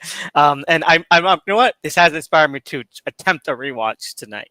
And so I'll let you know if I love it now. But it was really great to hear your thoughts, why you guys what you guys took away from it, and it really did, remind me of what good there is in this movie, and that that's worth a place in history. Why not? We didn't know how good we had it. That's kind of like what I'm walking away from. Of like, oh damn, yeah, that was something. Yeah, way it was back when. I mean, I think 20. We had it good, man, and because of your ego, you wasted it. You had to be Mr. Big. Yeah, we had a good thing going. It's me talking to fight. No, really, like 2015 through 2019, especially, I think Marvel and Disney were on a hot streak, right? Like it's and then all of these disasters kept happening one after the other, right? With Chadwick Boseman, and then and Majors then, and Kang, and then they can't figure out how to make a Blade movie somehow. Yeah, and all the strikes and COVID and everything. I mean, it's just like, honestly, it's like yeah, man, real life just gets in the way of of all the best laid plans, Yeah, it's true. All right. Well, listen, thank you both. Thank you for hearing my gushing about this movie. No, it's great. Yeah. Yeah, no, Oh, this has been every time we've gotten together. It's fun. I want to do. Are we gonna Fan- watch Fantastic fantastic. Four? I have my tickets ready. I don't know what you guys are good for you this time next Sunday, next Saturday. I'm good. I want to talk about Fantastic Four because my tweet about the original 1994 unreleased unfinished movie is going off like hot cakes right now. I Hell yeah! haven't seen the Roger Corman one. I feel It's like I it's should it's watch really it. it's really fun. The bootlegs are available readily all over the internet, on YouTube even. And why not? Even the documentary got bootlegged. It's on YouTube for free. Documentary is really good. It's really depressing, because they were like, man, they really wanted the money. Um, Mm. and it's really good. It's really fun. There's only like a couple of things that I wouldn't have done, but I blame John Byrne for that. He's creepy, creepy John Byrne. Anyway, yeah. Next week, you guys are up for it. Let's watch Fantastic. Let's do Fantastic Four. I'm gonna see it. So yeah, I'm down. All right, I'm awesome. not sure yet if I'll be able to see it, but look, keep me posted and I'll let you know. No problem. All right. So thank you all for listening. Whoever did, I see every 3 viewers here. So thank you for the journey with us, and see you next time. All right. And bye-bye. Bye. Bye.